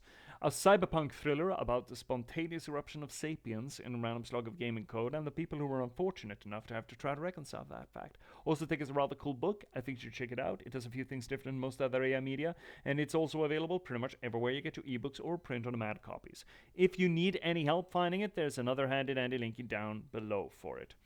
If you want to read something a little less lengthy of mine, third link down below will get you to my online archive, which will be dismantled within the next 18 months. It will be progressively dismantled, I think, because the purpose of it has sort of eroded, not disappeared entirely, but there is a limit on it. So if you're curious, do check it out. If you want to join this growing community here on the channel, fourth link down below will get you to our Discord. If you want to give a little bit of a kickback for the work that I do here, well, of course, you have the infrastructure of Twitch itself. Don't forget to spend your Bezos buck. If you have a Prime subscription, you get a free Twitch sub to give away of your choosing. And you totally should. You don't have to do it here. Most certainly don't have to do it here, but you should do it somewhere because it's technically taking money out of Bezos' pocket. And you know what? There are a few pockets upon this God's green earth that deserve it more than Bezos's. So do that. Or, ABBB, baby. Always be buying books. Buy the books, read the books, review the books. Again, I cannot help stress enough how important the reviews are. They really, really are important to feed the algorithm gods. Or just refer the books. Put them into hands of people who might enjoy them. It all really fucking helps. But if you don't want to do any of that, or you already have, and you still want to give a little bit of a kickback for the work that I do, well, don't you worry. Fifth link down below will get you to my Buy Me a Coffee page. Also, Finnick. Yes. Hi, buddy. Hi. Once more, thank you so much for joining me on these little Sunday forays that we do. Thank you. It's again, it was such a pleasure having Yanni here, and to introduce all your lovely streamers or like watchers here, the chat to her and her knowledge. I think she is a terrific scholar, and it's always fun to just be here and talk about these myths and stories, and just doing what I love to do outside of the academic sphere. There you go. Do you have anything that you want to plug? Yes, I do. As Janne mentioned, ResearchGate.net is the way to go. Academia, the page has its uses, but not as much, I would also argue. And it doesn't spam you. But I would like to highlight a video, or not a video, but an article that she wrote in 2024 called Heathens of Many Names, Multiplicity in Religious Self-Descriptors Among Contemporary Norse-Oriented Pagans. It's in the link there. That's it's a mouthful. Essentially yeah, it's essentially how she interviewed some people, but also sent out a survey to over 100 people to see how they would sort of name themselves as sort of heathens or pagans or asatru or witches, and see what according to them those terms mean to them. And I think that is a really interesting discussion on, and also sort of how we use these terms, where we use them, and who uses them, what that says about and why. No, actually, it's over 400 respondents apparently, and how we use those terms, but why we use those terms in specific contexts as well. I think it's a really cool article, so go out there, give her some love. And with that, now that I have the article that she sent me, I am going to read the shit out of that one. You can tell a person is real academic when they're like, oh, an academic article. Fuck yes, Sunday reading. Yeah. Let's go. Of course. So there you go, chat. You have an article there delivered to you into your sweet hands by our special guest that we had on today, Jane Skjoldli. That being said, let's see here. Before we go into what's coming up next on the channel, or for that matter, sending you on somewhere, we should have a little bit of a conversation of, well, I'm going to send off the YouTubers, really. That's what we're going to have a conversation about. So, hi, YouTube. I see you there. Don't think I don't. Thank you so much for joining us tonight, buds. Hopefully you've enjoyed this and going to keep enjoying the rest of the Senua Saga Hellblade 2 playthrough. Man, titles. Fuck. So, you don't have to wait until next we're live. You don't have to wait until tomorrow to watch more. You can just click on what's ever hovering around my head. It's either going to send you on to the next Senua stream, if that's up, if you not watching this within a week of it airing, or it's going to send you somewhere else. And I wish I could link you the old Senua Sacrifice playthrough, but YouTube is a little bit stinky on how old a playlist it permits you to link. It's weird. I'm going to have to look at it. Either which way, there is going to be more material because there's a ton in the YouTube archives. So hopefully you're going to find something else to watch. And until you do, thank you so much, YouTube, for watching, and good night. Good night.